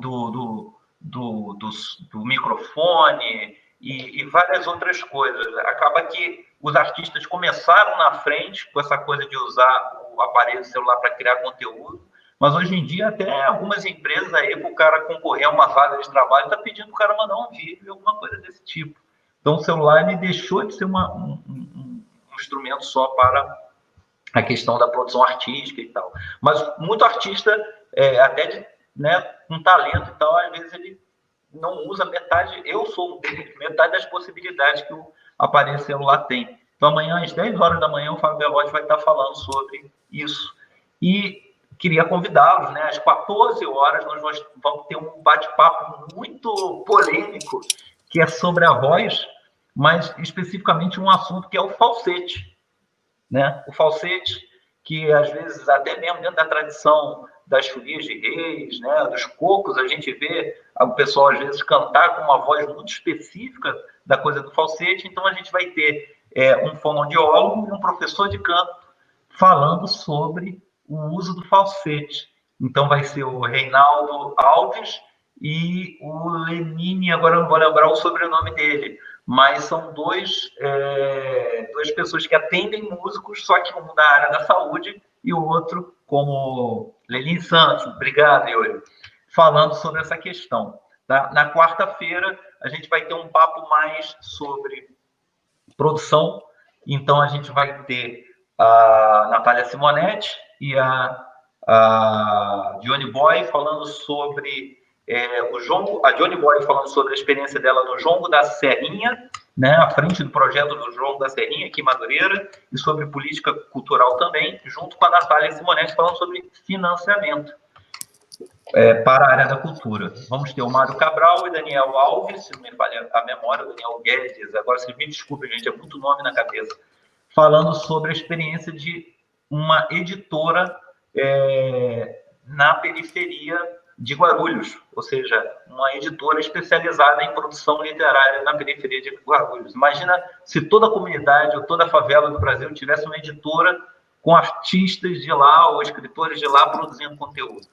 É um pouco mais ou menos isso que eles vão falar com a gente. Bem, não quero me alongar mais, queria muito que o Ikeda fizesse suas considerações aqui para a gente poder fechar esse balaio antes do Spock. Bom, eu só quero então me despedir rapidinho, agradecendo aí por esse convite, esse momento muito bom de poder conversar com os colegas aí da escola e outros colegas que se manifestaram aí, mas eu acabei não comentando nada. Parabéns pelo trabalho, e eu prefiro, na verdade, ouvir o maestro. Professor. Obrigado, Ikeda. Lembrar para todo mundo que o Ikeda ele é professor, colaborador lá no programa de pós-graduação da Universidade de São Paulo, que realmente a gente tem que sempre ponderar isso, né? Que as universidades públicas desse país têm no seu corpo a grande maioria, né? Uma equipe de profissionais muito, muito, muito, muito boa. Isso inclusive o pessoal de Pernambuco aí, seja da área da música, o pessoal da etnomusicologia de Pernambuco, Paraíba, nossa senhora, o pessoal é da pesada mesmo. Então, reforçar esse papel aí da universidade pública. Spock, é com o senhor. Ali, eu queria agradecer a você, Thiago, agradecer ao professor e dizer que eu tenho uma linda inveja de você, Tiago, ter estudado com o professor e querer estudar com ele, porque seria mais um sonho na minha vida. Agradecer a todos que participaram, pedir desculpa por qualquer coisa, e posso tocar um frevo aqui. Eu não sei se o caixinha aqui vai funcionar. Se ele não funcionar, eu paro e toco outro. Beleza. Mas eu posso tentar tocar. E vou me despedir. Posso falar uma poesia? Lindamente cantou e o som falhou. Por exemplo, ele cantou numa cestilha. Eita. Acho que foi sim. Pode ir lá, Sport. Que o celular... Melhorou Tá bom agora? Tá bom, tá ótimo. Complicou. Não estou te ouvindo. Deixa eu ligar aqui. Desculpa, gente. É porque eu fui ligar aqui o Bluetooth, acho que ele pegou o celular. Você me escuta? Tô te escutando. Escuta. Tá ouvindo? Não, né? Tá intermitente. Tá falhando. Não sei o que fazer. Caramba, espera aí. Ai, meu Deus. Mas o Spock, fala com o professor rapidinho, para eu ver aqui. Spock, enquanto o Spock ele sai ali, eu vou então fazer uma saudação aos músicos aqui, e depois eu vou pedir para o Spock contar a história. Caramba, e se der, ele toca sem o Bluetooth. Não está escutando a gente, não? Você me escuta?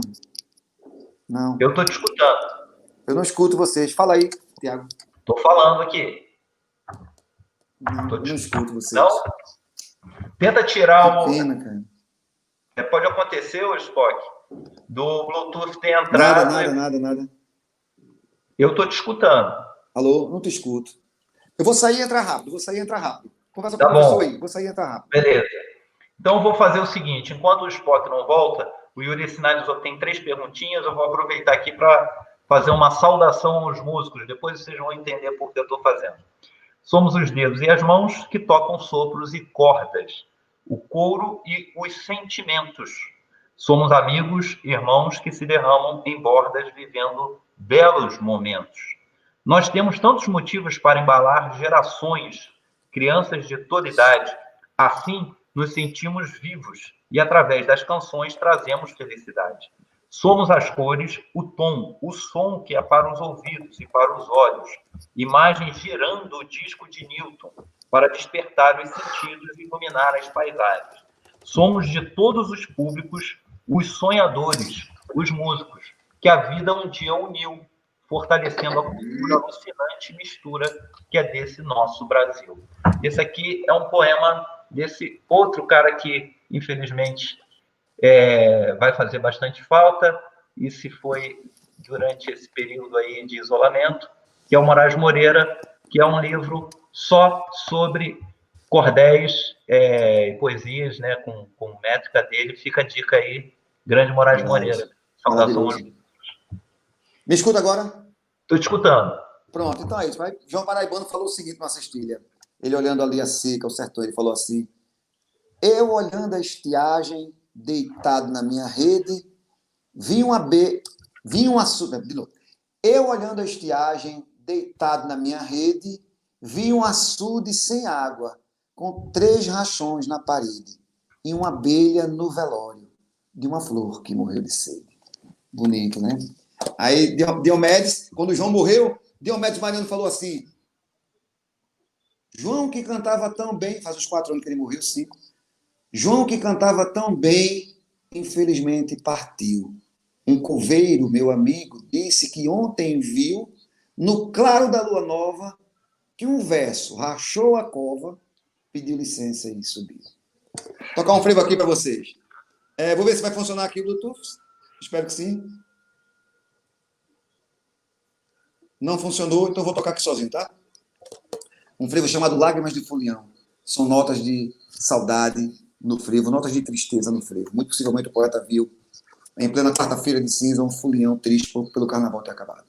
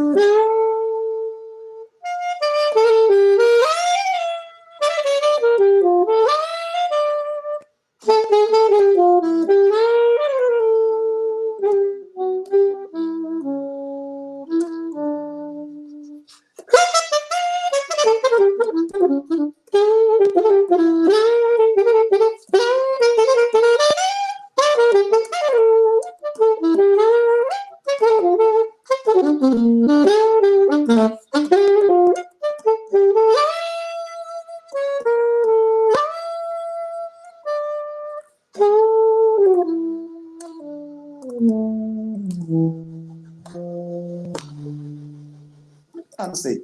Pode ser isso. Lágrimas de Folião, mestre Livino Ferreira. Eita. Spock, Obrigado, é Tiago. Obrigado, professor. Obrigado por tudo. Apareçam em Recife. Quando aparecerem, Tiago vai deixar meus contatos aí, e-mail, telefone, o que for. Me procurem, que será um prazer passear com vocês por aqui, apresentar para vocês o Cais do Sertão, que é outro museu lindo sobre o sertão, e o Passo do Frio, tá bom? Maravilha. Valeu, Tiago. Queria agradecer a vocês dois. Beijo, professor. Muito, em nome da Escola de Música da Rocinha. Agradecer ao pessoal que trabalhou aí na técnica, o Yuri, Paulo Vitor, todo mundo que esteve aí nessa função. E reforçar, quando tiver a possibilidade, vierem ao Rio de Janeiro, visitar a nossa Escola de Música da Rocinha. E muito obrigado mesmo. Muito obrigado mesmo. Valeu, gente. Beijo. Valeu, professor. Valeu, Tiago. Tamo junto. Tamo junto, sim. Muita sorte. Se cuidem. Pelo amor de Deus.